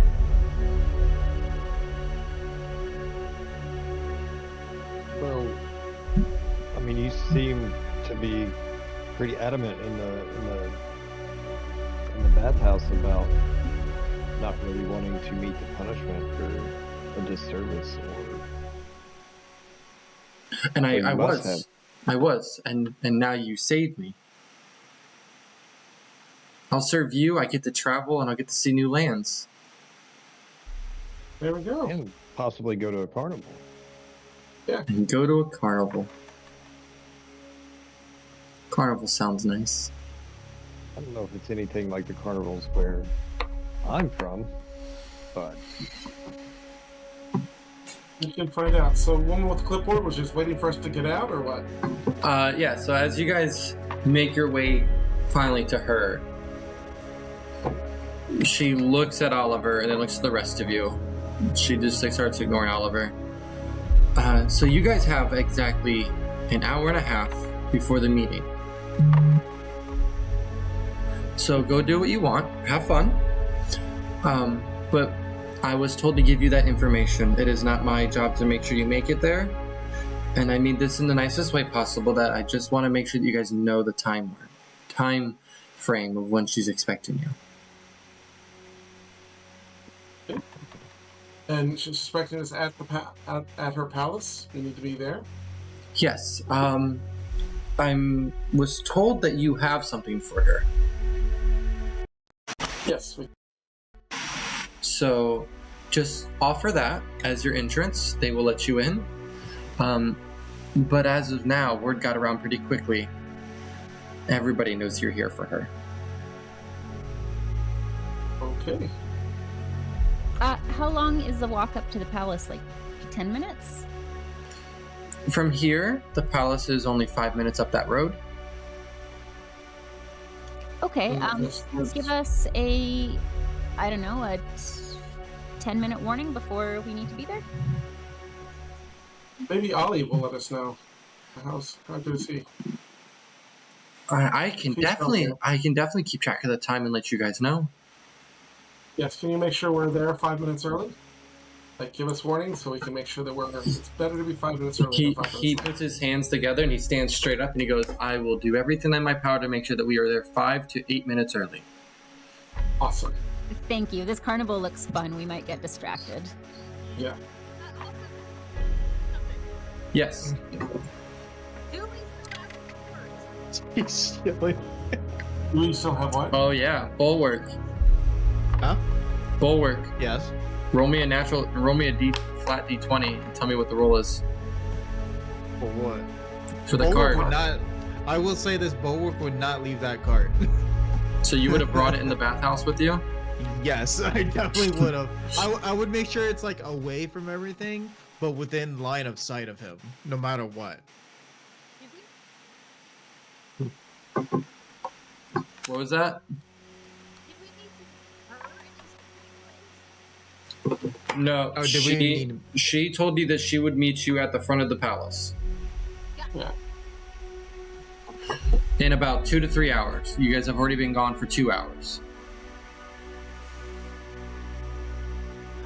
Okay. So really, we have about an hour. She lost her headphones, guys. I know she sounds really quiet.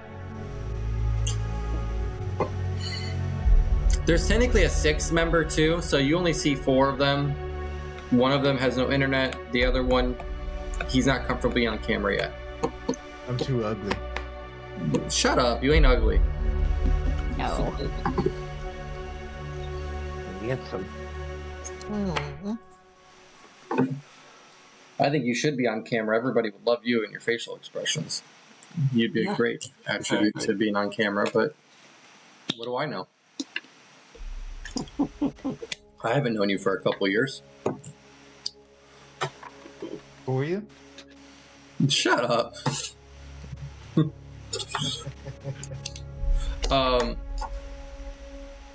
As for the carnival,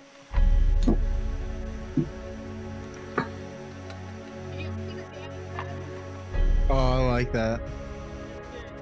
what? What I should find an AI app or camera app that makes me look like a robot. Oh, do it. It'd be amazing. Oh, that would be great. That would work. You should do that. We're gonna work on that for next session, so we can have you on here. There might be one that makes you look like a bird too.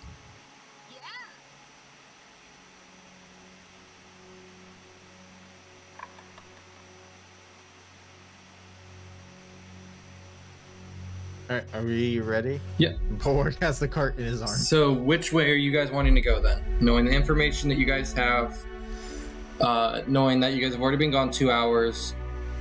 The other one said she'll be meeting you at the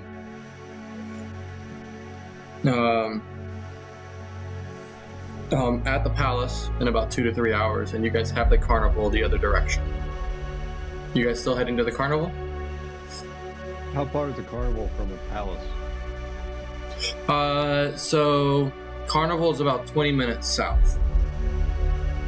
Because that's a total of 40-minute travel time. So we probably shouldn't. And you have an hour go and a to the half. Carnival for one of We can probably go. to make our meeting. We can probably go to the carnival after. Yeah. Lord. Carnival's Unless they normally just done let us over the know. last couple hours. And you guys have an hour and a half. You guys could go there and take a look around, maybe find food, stuff like that. Yeah, but We could scope it out and do some carnival stuff first, and then come back if there's anything that we want to look into more. Yeah, I don't want to take away your guys's. I just have my notes for the time frames, but I don't want to take away your guys' chance of being able to go do something fun. So it's still possible.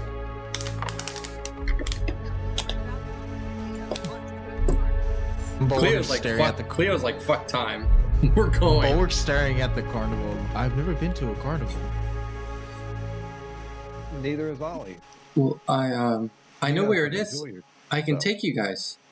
I know right where it is. Well, we can probably go for like 20 minutes. And still be back early. Alright. So we get there. She said 2 to 3 hours, right? Rosemary or whatever, the little fairy that's getting her friends. And they're gonna let us know when we're close, anyways, right? Right. But we'll try to get back by the 3-hour point, so we're back at the 3 hours for her, so she's not waiting more than that. Because she said 2 to 3 hours. One thing fairies are very good at is waiting. She'll be fine. I promise. Alrighty.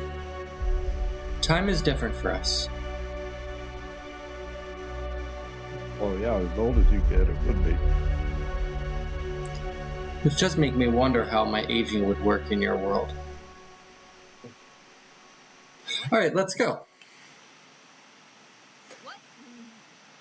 He wonders how his aging will be in your guys' world. We'll Bulwark find out, follows. I'm sure. Yeah. It just shrivels up into like Either way. He turns back and he turns back into a fetus. Oh, what the heck? Ew, just hear like the That's a whole sound of a wet meat slapping on the ground. Oh my god.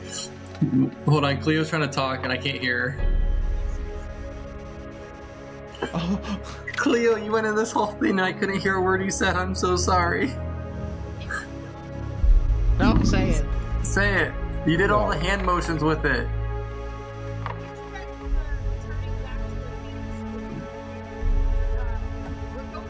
And I remembered something wicked this way comes when the guy gets stuck in the book, like on the carnival, and disappears because it makes him go. Oh God. It's like, wait, what kind of carnival are we going to? You guys are going to a Feywild carnival. It Oh, could yeah. be I don't want to go to the carnival anymore. I still want to go. All right. No, Bowler's So- following Ollie. So Ollie starts to lead you guys with Cleo in ahead as the second lead. As they are toe to toe, perfectly leading you guys the exact same direction. As you can tell that Cleo knows every bend that needs to be taken before it's taken. As you guys get to the entrance of the show, you notice that there are no tickets. They're just letting people in. It is all open.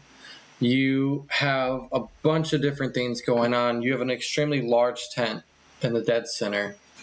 You see what seems to be a glimmering light show to the far left, an enchanted carousel towards the further back of the area, being huge.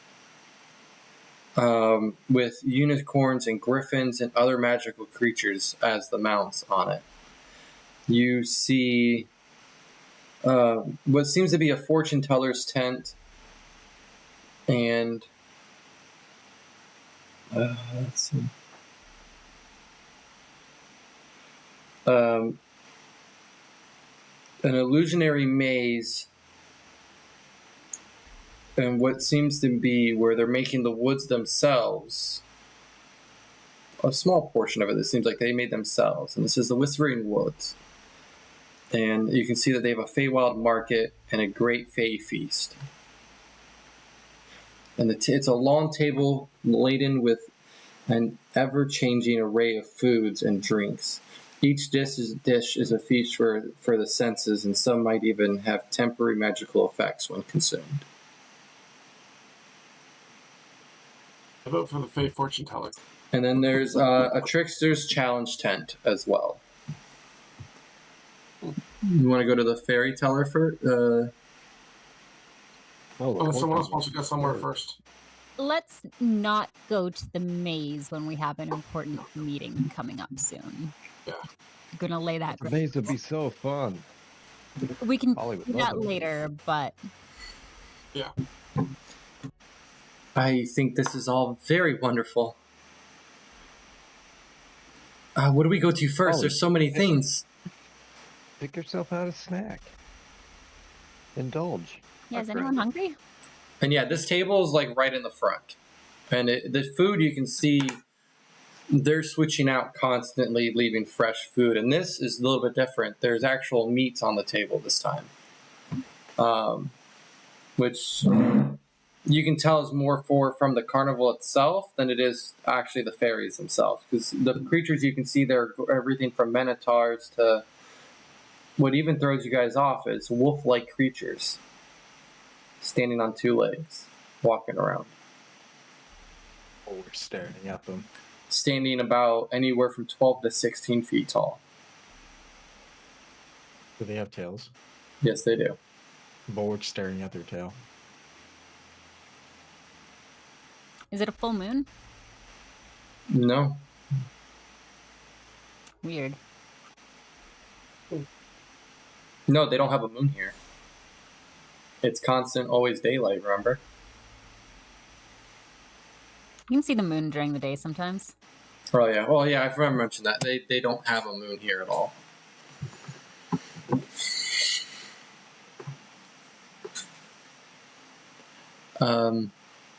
Ollie goes in and starts snacking on some of the berries. And as he does, and he eats 4 or 5 of them. All of a sudden, he goes, "Al, I feel funny." And all of a sudden, you see a squirrel tail pop out of his back, and 2 little squirrel ears and whiskers, and that's all he gets. He goes, "I have, oh, for love." Is that normal? Is that temporary? I don't know. I've never been to any of these things before. I've been stuck in the same place for the last decade.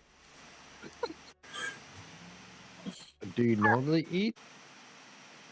Not food from a carnival. Can I flag down one of the people who are bringing out the food and serving it and be like, he grew a tail. Does that happen with this stuff? Everything from tails to floating to magical lights appearing around you. Nothing's harmful. All of it's very playful things that only last a temporary time. No, it's temporary, so that's fine. How long is temporary? Maybe an hour, sometimes less. What was that, Cleo? Roll a d20 for me.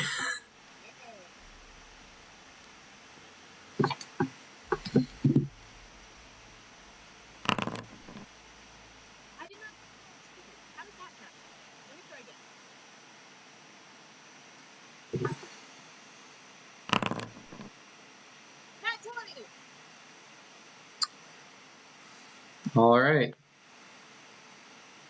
What happened?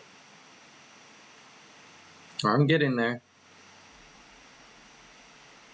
20 different things, but a natural 20 isn't necessarily good. It could be a bad. Yeah, with a chart sometimes it's The chart. You start to hear all of the plants talking.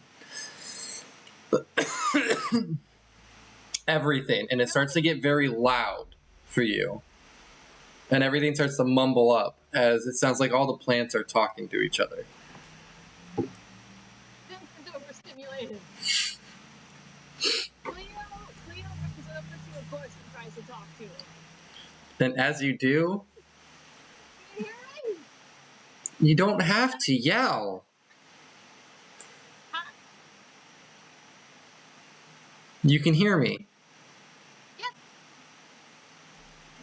Bulwark wants to walk up. Are you okay, Cleo? Can you hear me? No. Most can't hear us. You know, Just be careful. Have fun. Don't cut us anymore. It hurts. they say don't cut us anymore. How else are we gonna stay warm? It only understands. It's only listening to Cleo. Cleo has to ask. I'm feeding into the delusion. Bulwark's a little worried. Is there some kind of concept here? What do you mean? Like, can you guys drop for dead branches and warm? It's daytime. Why do you need to stay warm? I said stay warm later, not now. You said don't cut us anymore. Yeah, I'm not gonna just. I can't move. Bulwark wants to pick up Cleo. Okay, time to go.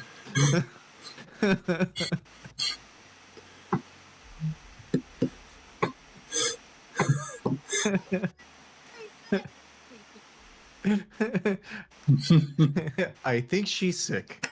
Good grass. Anybody else want to eat one? Would we have known that she instantly started acting funny after she ate it, right? Yes. I would say no, I would not eat it. And if I Bulwark has the cart in one arm and Cleo in the other. All right, roll me a strength check. I need to know how well this is going on for you. For both of us? For him. Strength check. Let me see.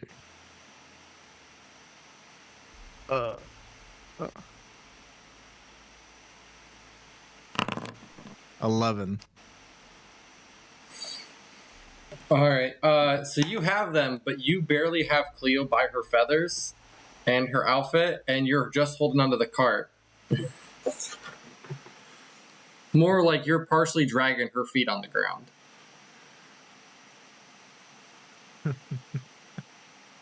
Sounds about right.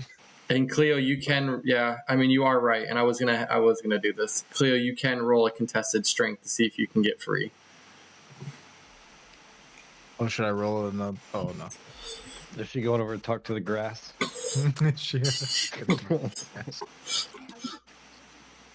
Maybe we just leave the food until later as well.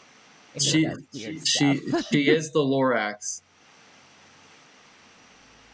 Oh no.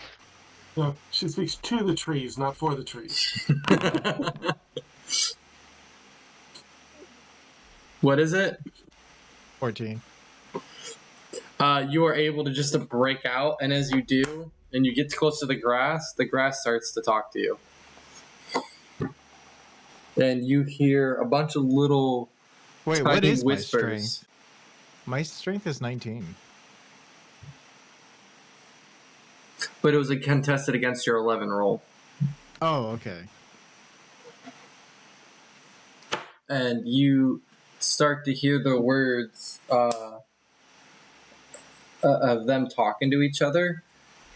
And you just catch one sentence from them between all of them talking. And one of them says, "She looks funny."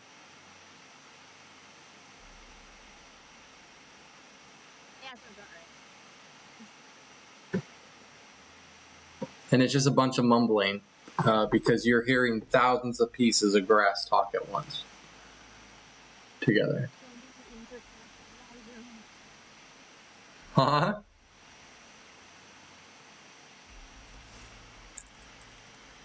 I turn my volume up.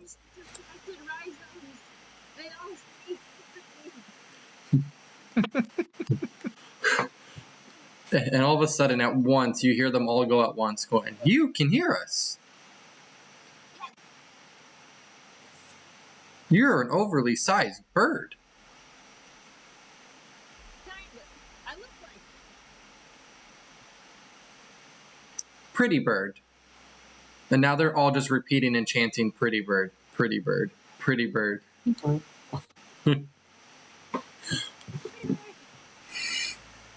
Grass isn't that smart.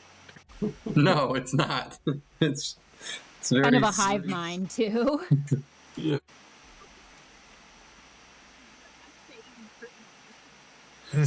You're just repeating "pretty bird."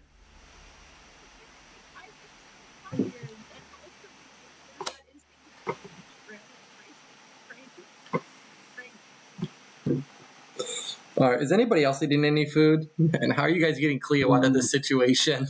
Yeah, we're gonna get Cleo out of this offense. Oh, let's go talk to the fortune teller. Beforehand, I would Yep.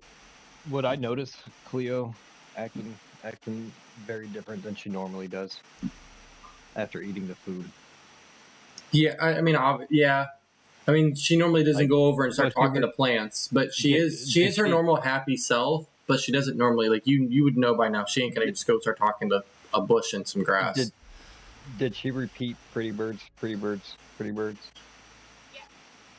Okay. So after hearing that, Alarian will walk over and would cast Lesser Restoration. I was about to ask if my lay on hands, if the neutralize a poison effect would work, but that's probably better. Yeah, so it's not poison. They're just light magical effects. But Lesser Restoration does Yeah. get rid of it, and you start to hear the voices dissipate and start to go away.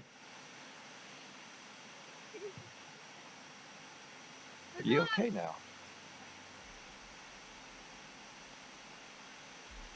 You were acting very strange.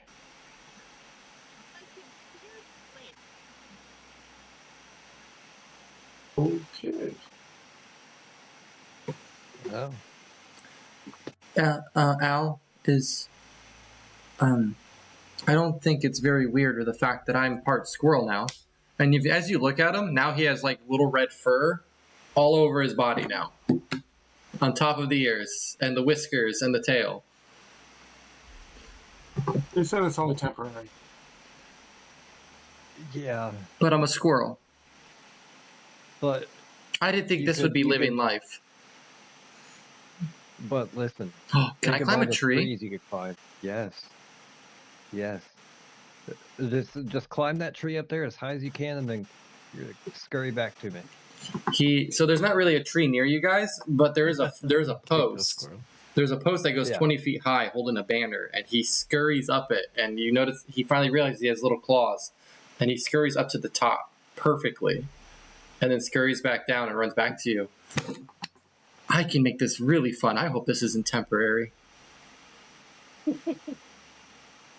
Do you remember what you ate? Oh, one of the blueberries. Berries. And she took one too. I'm just gonna take a few of the. Oh, she ate a blueberry too? Yeah, she took what I had. Okay.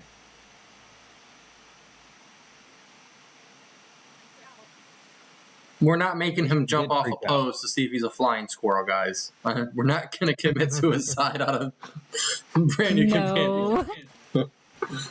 Actually, technically, 20 feet in the air would not be enough to hurt a squirrel because of gravity and their body weight. It doesn't really care. They push each other out. Kelsey says Trees all you the better to intimidate to have it bring you stuff.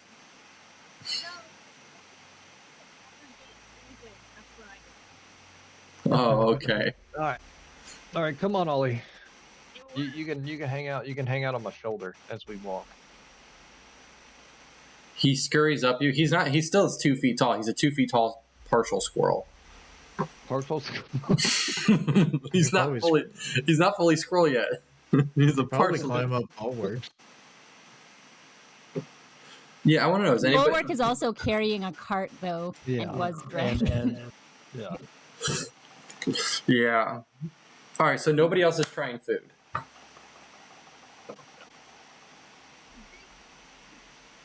What?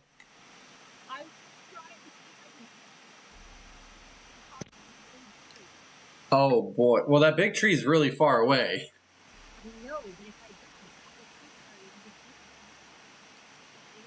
You know what? All right. She takes a bag of blueberries with her. Yep. Save it for later. So just one more time though, I want to make sure because I don't know if I got everybody's answers. Are we eating any other food here or drinks? No, maybe after, but Okay. we should be Not not before the meeting. in a meeting. All right. So you guys are going to the fortune teller. Sure. Yep.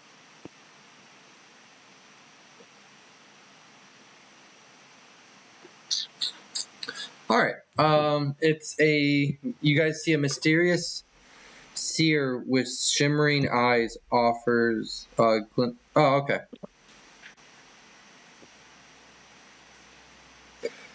When you guys get to the tent and you guys enter, the tent is very small on the outside, but as you guys enter, it seems the tent is actually larger than what is actually portrayed on the outside. And you see a woman sitting at the very other end, a crystal ball and tarot cards in front of her.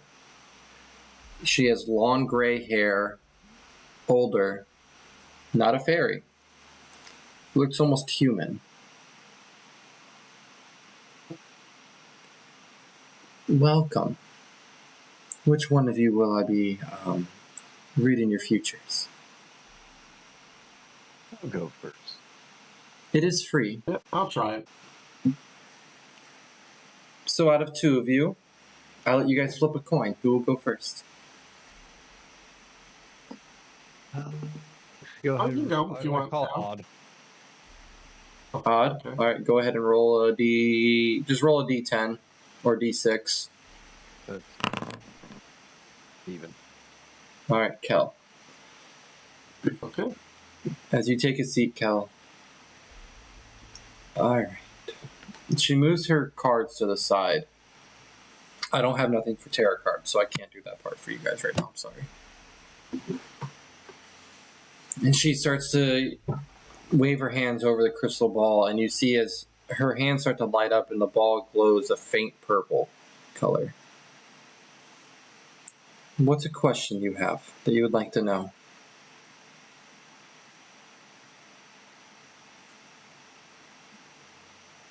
You're muted. What happened to Get your... home. Oh, there we go. What did he say? How do I get home? Oh, I know. What's that? You're home. How to get home. She starts to stare in the orb, and her eyes glow faintly purple along with the glowing ball. And you can feel the magic. You can actually feel like a presence of pure magic around you. Inside the ball, she says, "Look inside." And as you do, it goes from a cloud of smoke to opening up to showing you different clothes. Your clothes are all torn and ragged. It looks like you have blood across the side of your face. And you're carrying a body that's blurred out. And it looks like your character's crying. A portal is open in front of you. And you can see what looks to be a family member on the other side. Younger female, long silver hair, reaching her hand out for you.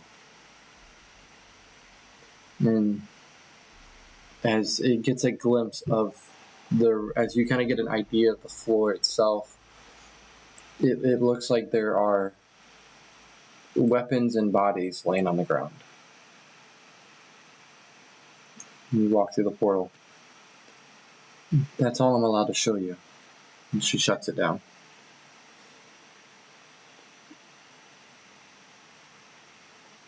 Get up and step aside. For you, sir. What's your name? And before you can speak, Oliver goes, "That is Master..." God, I keep forgetting what he keeps calling you. I'm sorry. Al. Al, yeah. I keep wanting to just call you Alarian. That's why.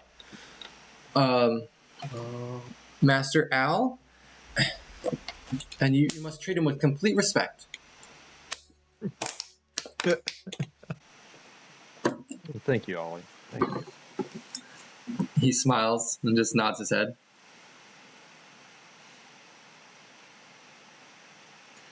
All right, what would you like to ask?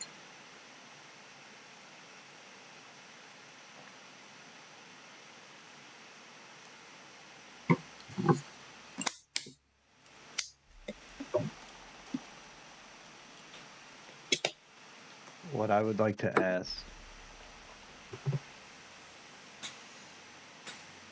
is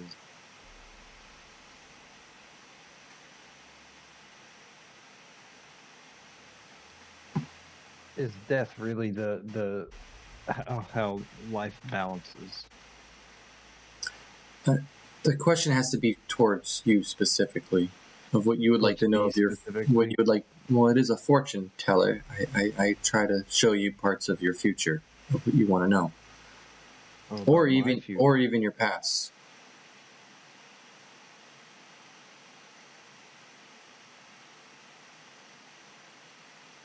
I would like to know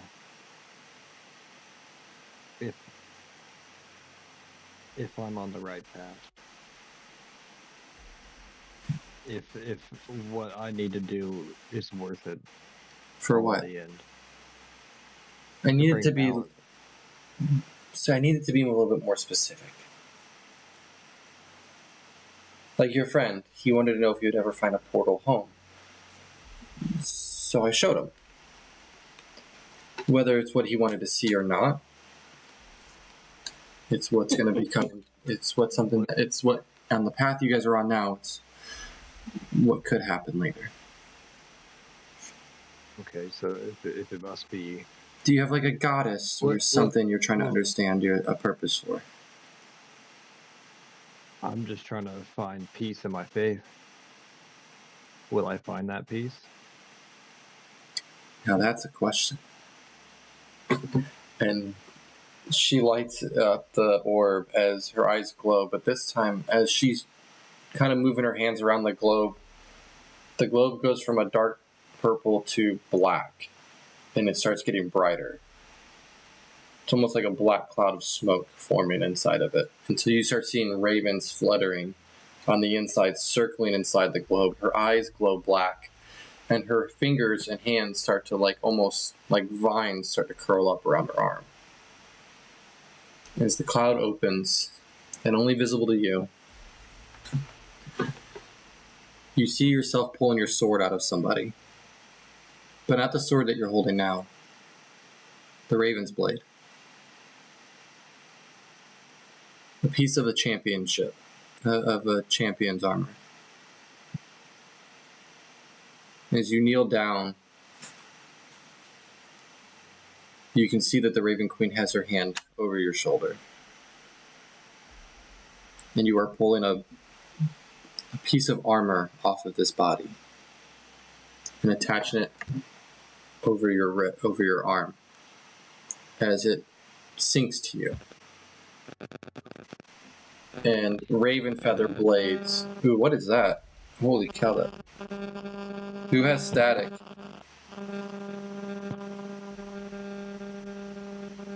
Yeah, I got all the static.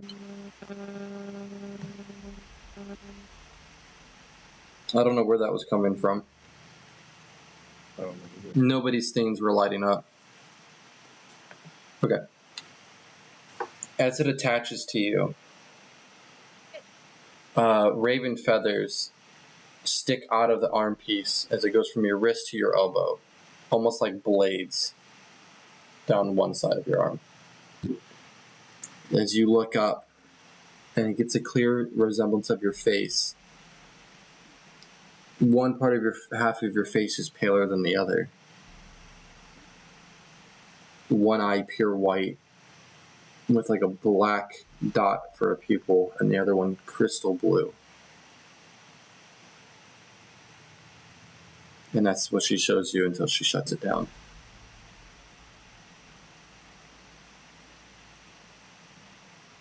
I get up kind of sweating. I'm very apprehensive of what I just seen. Are you okay? I think so. It seemed too surreal. It seemed real. I felt like I was there when I looked into the ball, and the feeling is I felt a great sense of relief. I felt at peace. And like I just want to go back.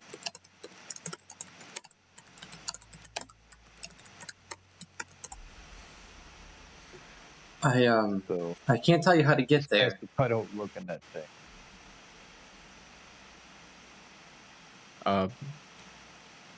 Bulwark wants to sit down. Okay. And for you, child, what is your question?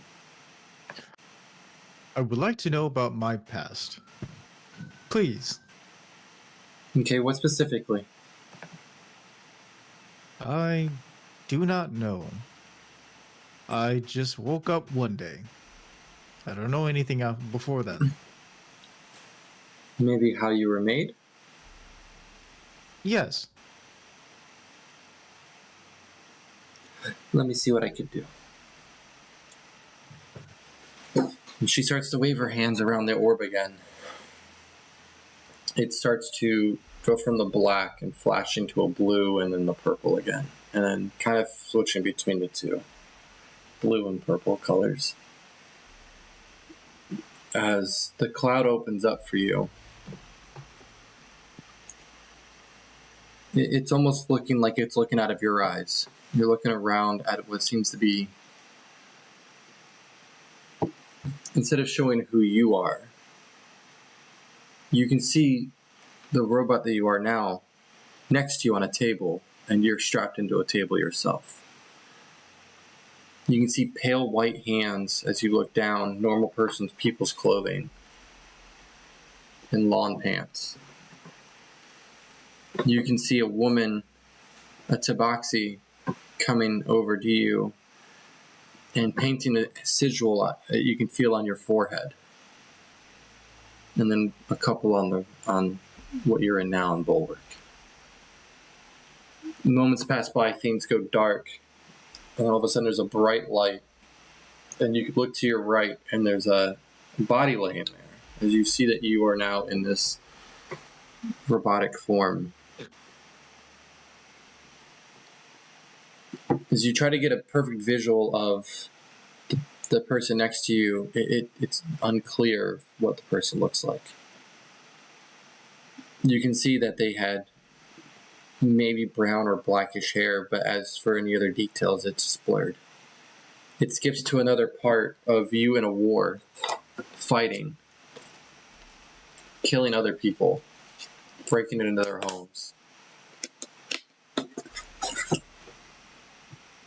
Until somebody blasts you with a spell through a home. You end up very injured and dragging yourself through the woods. It flashes in and out until moments pass by and you are being woken up with leaves on top of you from an elder black man, blacksmith, the moment you were found. And then the thing closes out. Hopefully that is a good enough answer for you. Thank you. Borg gets up and thinks. Before you get up, she grabs your hand. Were you not always this way? I guess not. I've never met something like you. It seems you must be trapped. And you can see her, you can see real sincerity in her eyes and shock. So mind you guys, whoever's looking in the crystal balls, only the person at the crystal ball can see what's going on in it. It's to you guys when you're away from the table for some reason, and it's like the magical effect. It looks just like a plain crystal ball that's glowing. For anybody not at the table. Is this, I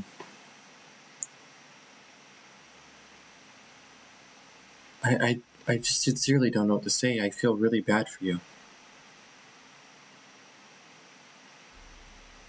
Bulwark kind of pats her head. It is okay.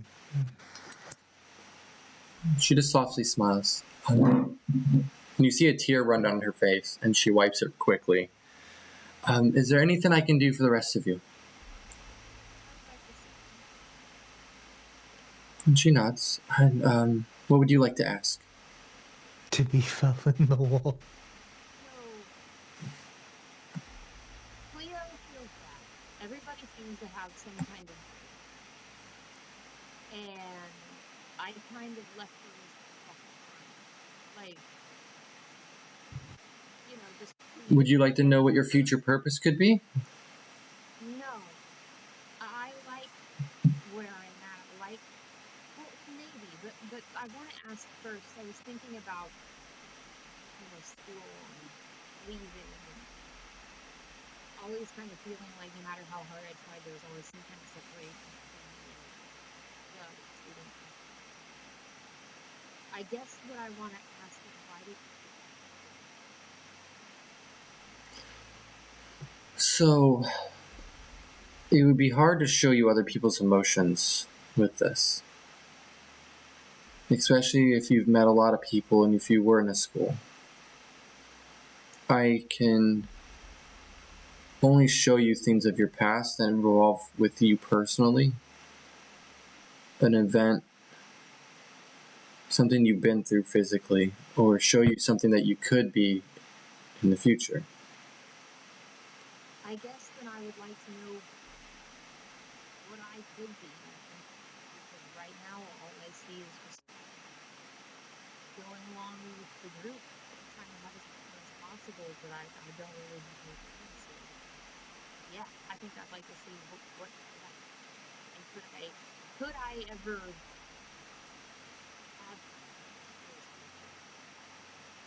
Okay. And she lights up the ball again. And this time, everything kind of goes to a nice soft green color. And as the cloud opens for you, you can see what looks to be Kel and Alarian in trouble. And nobody else to be seen. And all of a sudden, you can almost feel what's going on with the other situation to a sense of compassion and love for the people that are around you.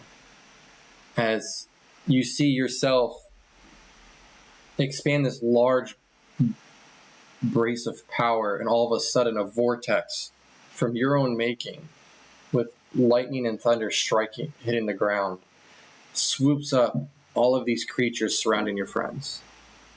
As you've swing them all the way up and almost obliterating what it seems to be 20 or 30 creatures at once. Seeing yourself being extremely powerful in your ways of casting as you fly your way down and hold your friends in close to your chest, letting them know that it's all right. As they embrace you back, and you can see the rest of your friends and your party members that you are with now kind of group around and kind of like huddle in one big hug. And you can see on her face in the thing that she is where she needs to be at that moment and is at peace.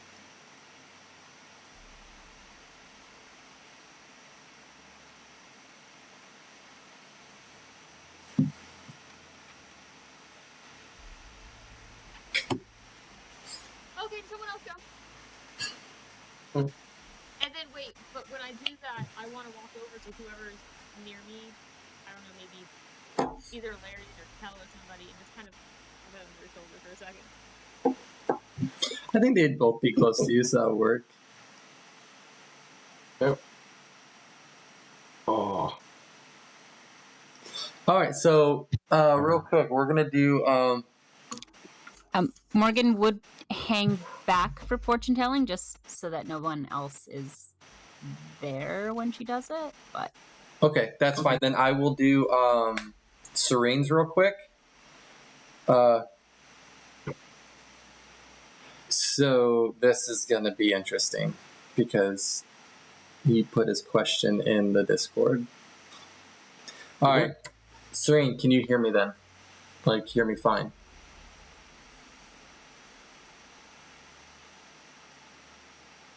I need to make sure that. Your head.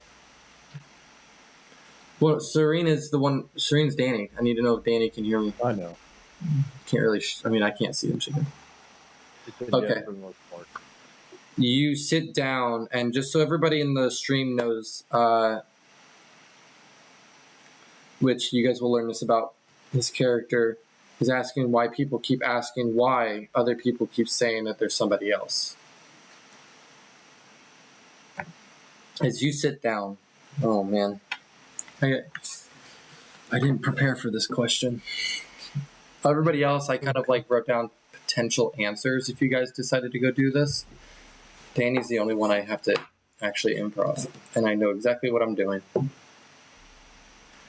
As you sit down and ask about why there's so many people claiming that you're somebody else, the smoke clears, and you can feel that her head is starting to hurt as the fortune teller grabs her head and kind of lets out a squeal of pain. As the cloud opens up, the crystal ball starts to shift multiple different colors. And it goes from showing you staying with your family and visiting somewhere that you can't tell to shifting to other people, almost doing the same thing. And it can't sit still. It just keeps shifting and shifting and shifting until eventually, at one point, you have it opens into a black space, and you see all of these different people, including herself, staring at each other. And as it zooms out quickly, it shows Manny alone. And then it goes away and dissipates.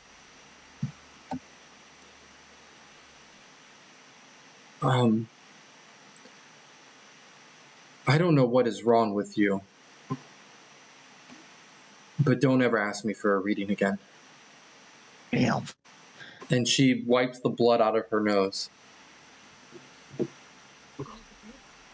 Wow, you broke her.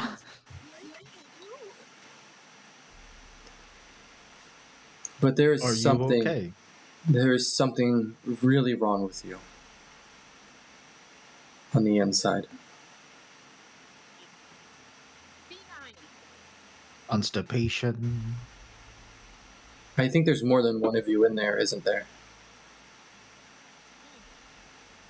But none of you are letting the real one out.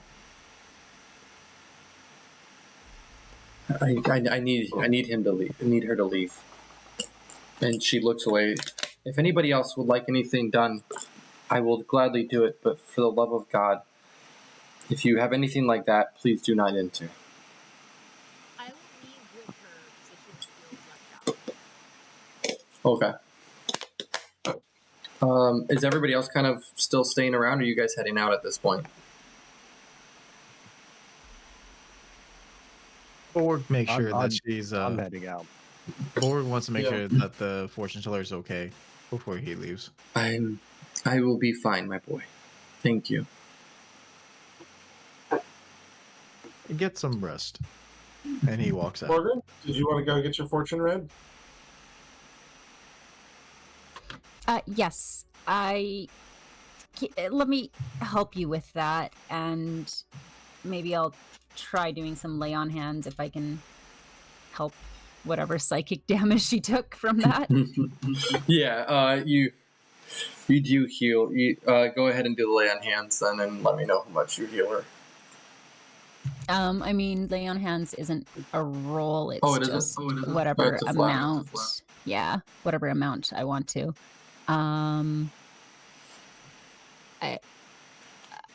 I mean, I guess I'll do 5. That's usually what you need to like neutralize a poison or whatever. But Okay, if that helps. Okay. That it does help. It's half of what she took, so that's good.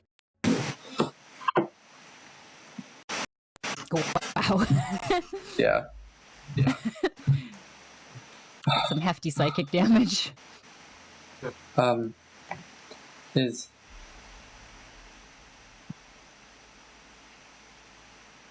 Are the others gone? Yeah, I'm gone. yes, everybody's out of there. It's just you now. All right. I do have a question. I just wanted to ask privately. Okay. And what is that question? Do you want a message to me? Or do you want to No, like I ask? think it's- I think we can trust the players Oh, not to be okay. metagaming. Yeah, I'll ask. Yeah, they won't. They won't, and it's not too. Yeah. I'll just ask. The thing I'm looking for. Is it in this place, like in this realm, on this plane, or do I need to look elsewhere? Am I on the right track? Remind me what you're looking for again. The sand. Because I don't have your backstory up right now. Is the sand? Mm-hmm. The sand in the hourglass. Oh, yeah, that's right. That is not the question I thought you were going to ask me, so that's not what I have written down partially for notes.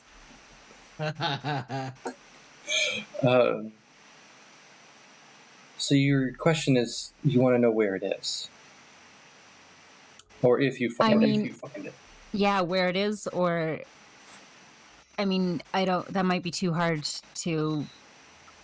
big of a question, but if I just know if I'm on the right track to finding it.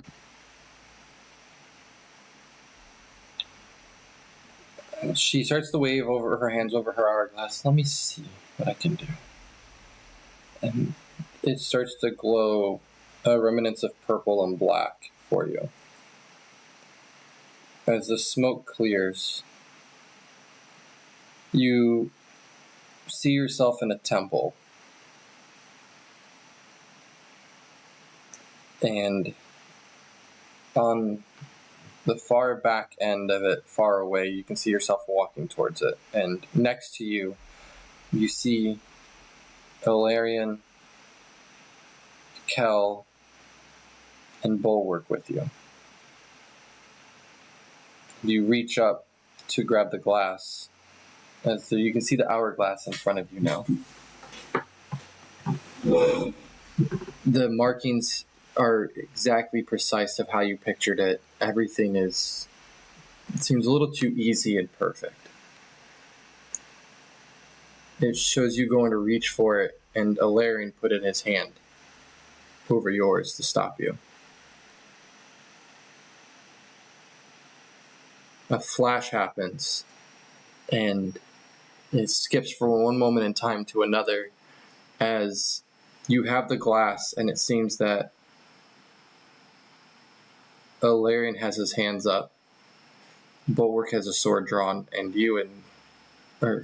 Kel has his hands up, and Bulwark has his sword drawn, facing opposite directions of you guys. But you and Ilarion are locked in swords, as he's standing between you and the hourglass, as it's not in your hands yet. And the smoke dissipates.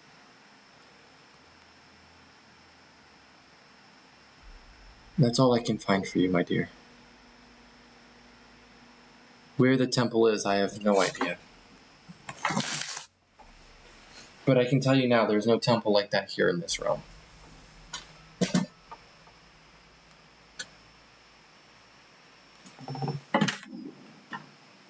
I hope that wasn't too bad.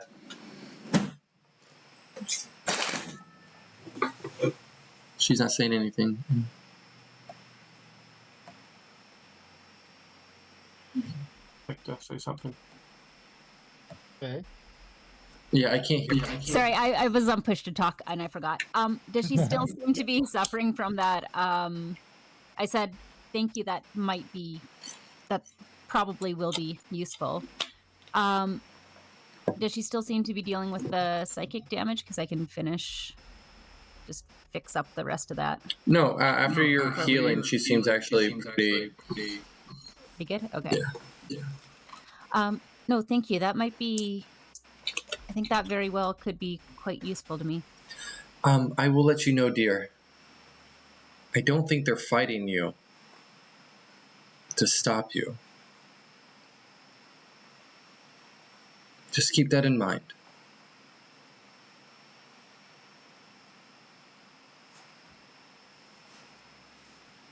Okay. Thank you. You're welcome. Still be careful with trust, but... Mm-hmm.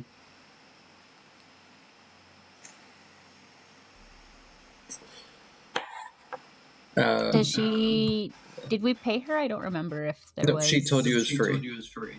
Okay. I'll give her a feather as a token before I go. You see her put it in her hair, right between her, like behind her ear, and she goes, I think I'm always going to remember you guys. I'll remember you two, or at least what you've shown. Well, maybe we'll cross paths again. Maybe. And she nods, and now it's time for me to take a break. And she puts a blanket over the table, and she just bows to you softly, and she heads behind through the back end of the tent. As you make your way out. Come out afterwards, like, most enlightening. I thought it was pretty great. Oh yeah. Mine was a little sad.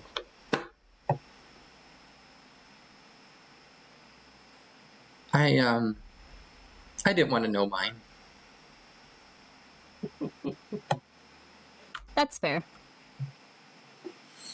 Where to next? I think this is all a lot of fun. And he's still a squirrel, and now he's like squeaking as he talks. I can't do a squirrel squeak, so I'm not going to try. It's going to come out really bad. Weed. How much time do we have? Squeeze him, he'll squeak. Yeah, I would check to see how much time we had. Actually, between that whole thing, that only took you guys maybe 15 minutes. So that's So do you wanna 35. go to the That's main 35 tent or- minutes. Celine said, I thought she was a quack.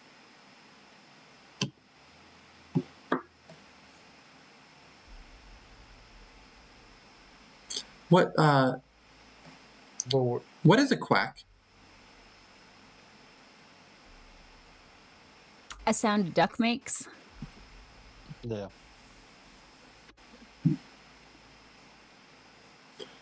Forward goes, I got to see my body. Your body. My human body. You, A little bit. Human. You human. Yes. I was once human.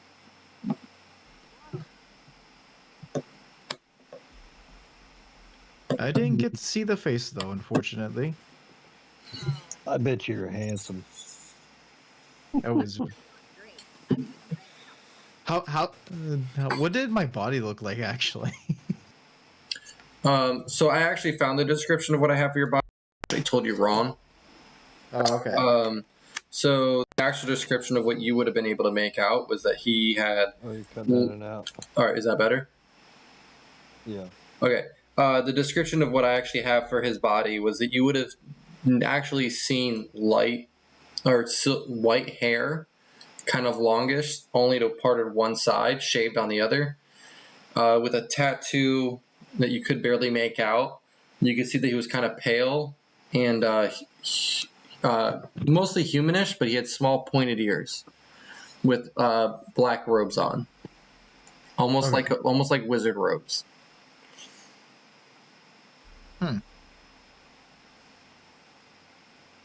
I relay that information to the others.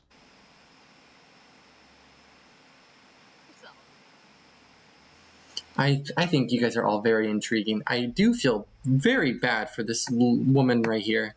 And he points to Serene.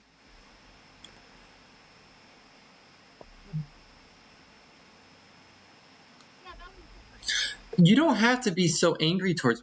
I don't like the fact that she keeps staring at me very angrily. There's the squirrel.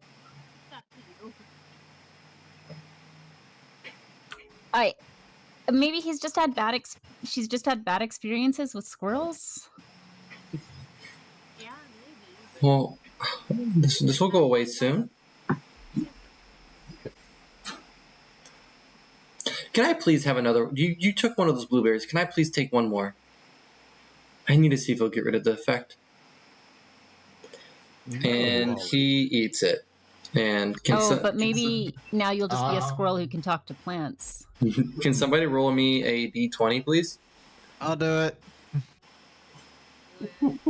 Watch this be a good roll too.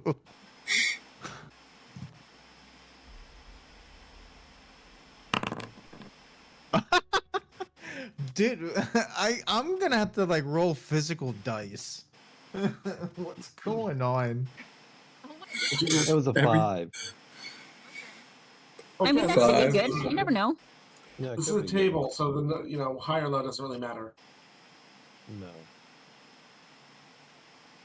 Oh God. You see, as soon as he hears that from, so just so you guys know, and you guys ain't gonna hear this, but Serene telepathically told the squirrel everything about you I despise, and as soon as he hears that and eats the berry, oh man, this is gonna make it so much worse. He falls on the ground hysterically laughing. And he is stuck hysterically laughing now for the next 3 minutes. Oh my god. Oh my god. What Serves him right for disobeying his master. I said, no, don't eat it. Did it Ollie, anyway. Ollie, Oh, I you didn't good? hear that. That's my fault. No, it's fine. It's fine. He So, had squirrel brain. it That's what is- he did. it is now I told him to laughing. be. I told him to be himself. He is now hysterically laughing, rolling down on the floor, and you guys can see the fur start to fall off as he goes back to his normal self. But now he's just rolling on the floor laughing. Okay. Serene says I'm going to kill it. No, Worse don't. Serene. Squirrel's gone now. The squirrel part's gone. But he's just laughing at Serene's probably just thinks he's laughing at him.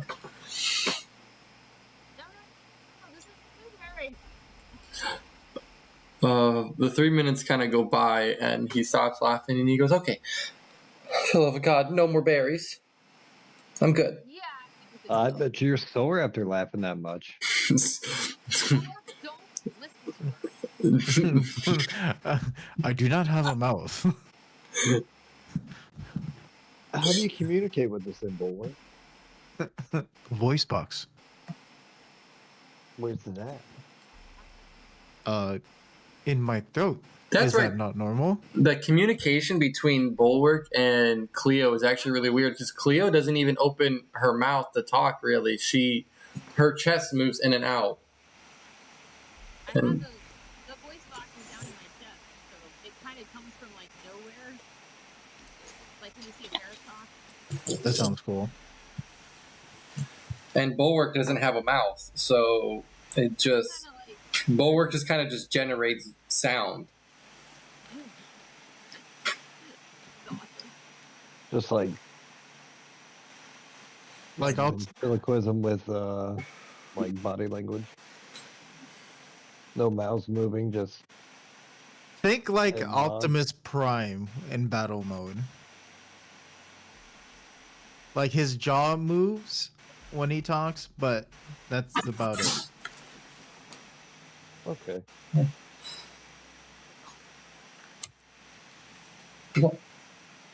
Arya's awake. Arya has been awake. Arya will not go to sleep because Daddy's not laying with her. And there's no toilet paper in the bathroom. She's in the bathroom right now. And I just used the rest of it. So we need toilet paper. Okay, let me end the stream. I'll be right Now? Yeah. Because she's in the bathroom. Okay, so we've reached our 3-hour mark anyways, but on top of it, with all of this going on,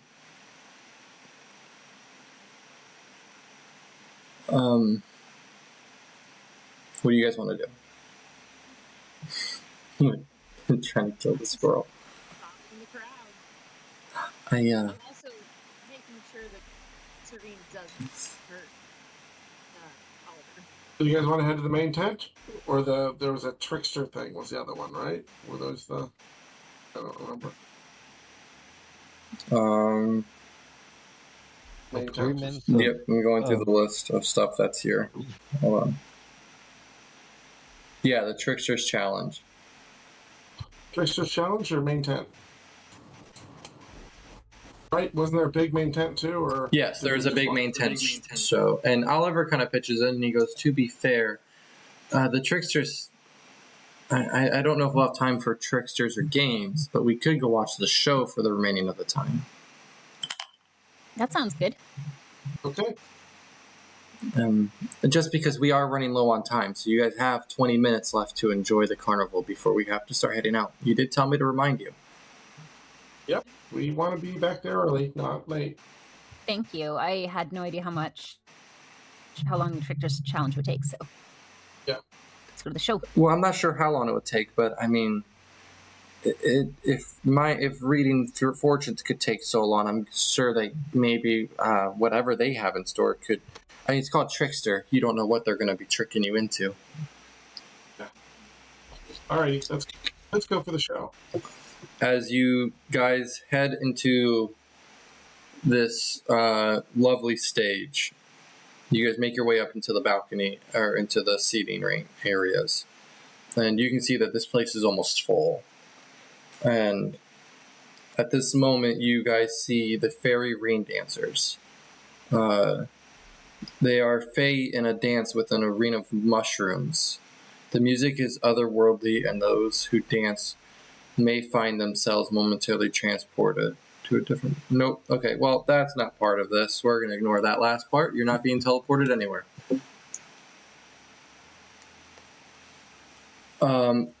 As there's a bunch of stuff going on here at the show, you guys see two tieflings, one purplish and one kind of grayish, doing aerials as they are flipping, grabbing each other with their tails and then flipping them and recatching them.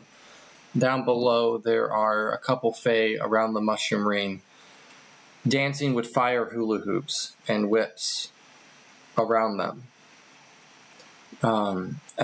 To the far right, there seems to be a centaur who is balancing on a chimera, a creature you guys have never seen before, with 3 heads and a snake for a tail.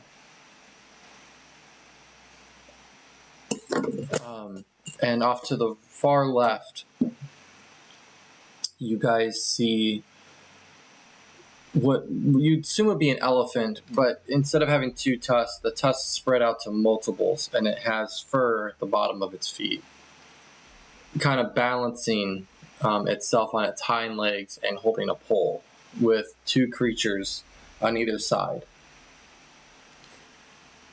As the show kind of just goes on, they all kind of rotate their routine together for the next 20 minutes. I'm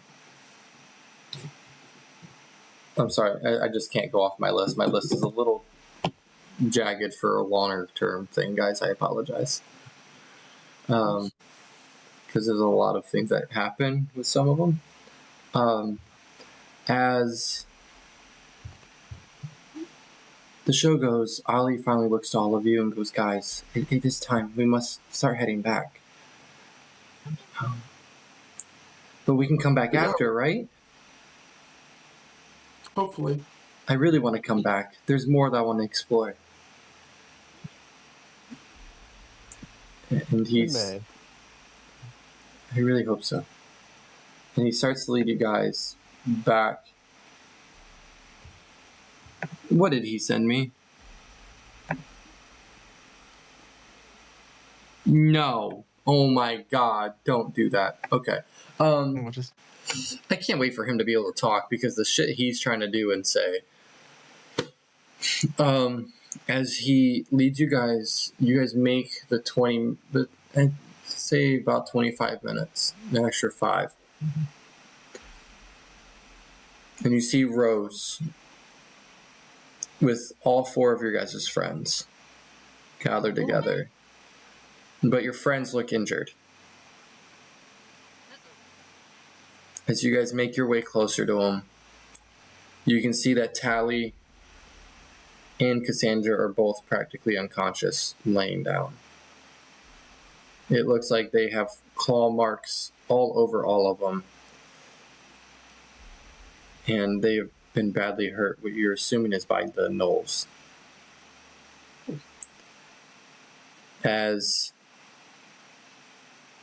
soon as you guys make your way even closer, you can see that there are bite marks into both the girls. And they are somewhat bandaged up as Rose is trying to work on them. And Rose, you can see, has a claw mark across her back as she's trying to pull them together. Brandon. I'm finishing it up right now. Doing the closing scene. We're done. Okay, well, what did I just tell you?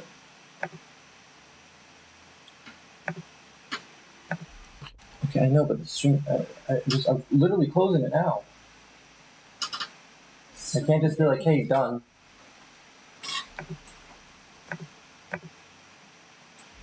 Alright. Aaron looks to you guys. And before falling unconscious, he looks to all of you. And says, where were you? As he drops forward into Serene's arms. And we will return next time. Alrighty.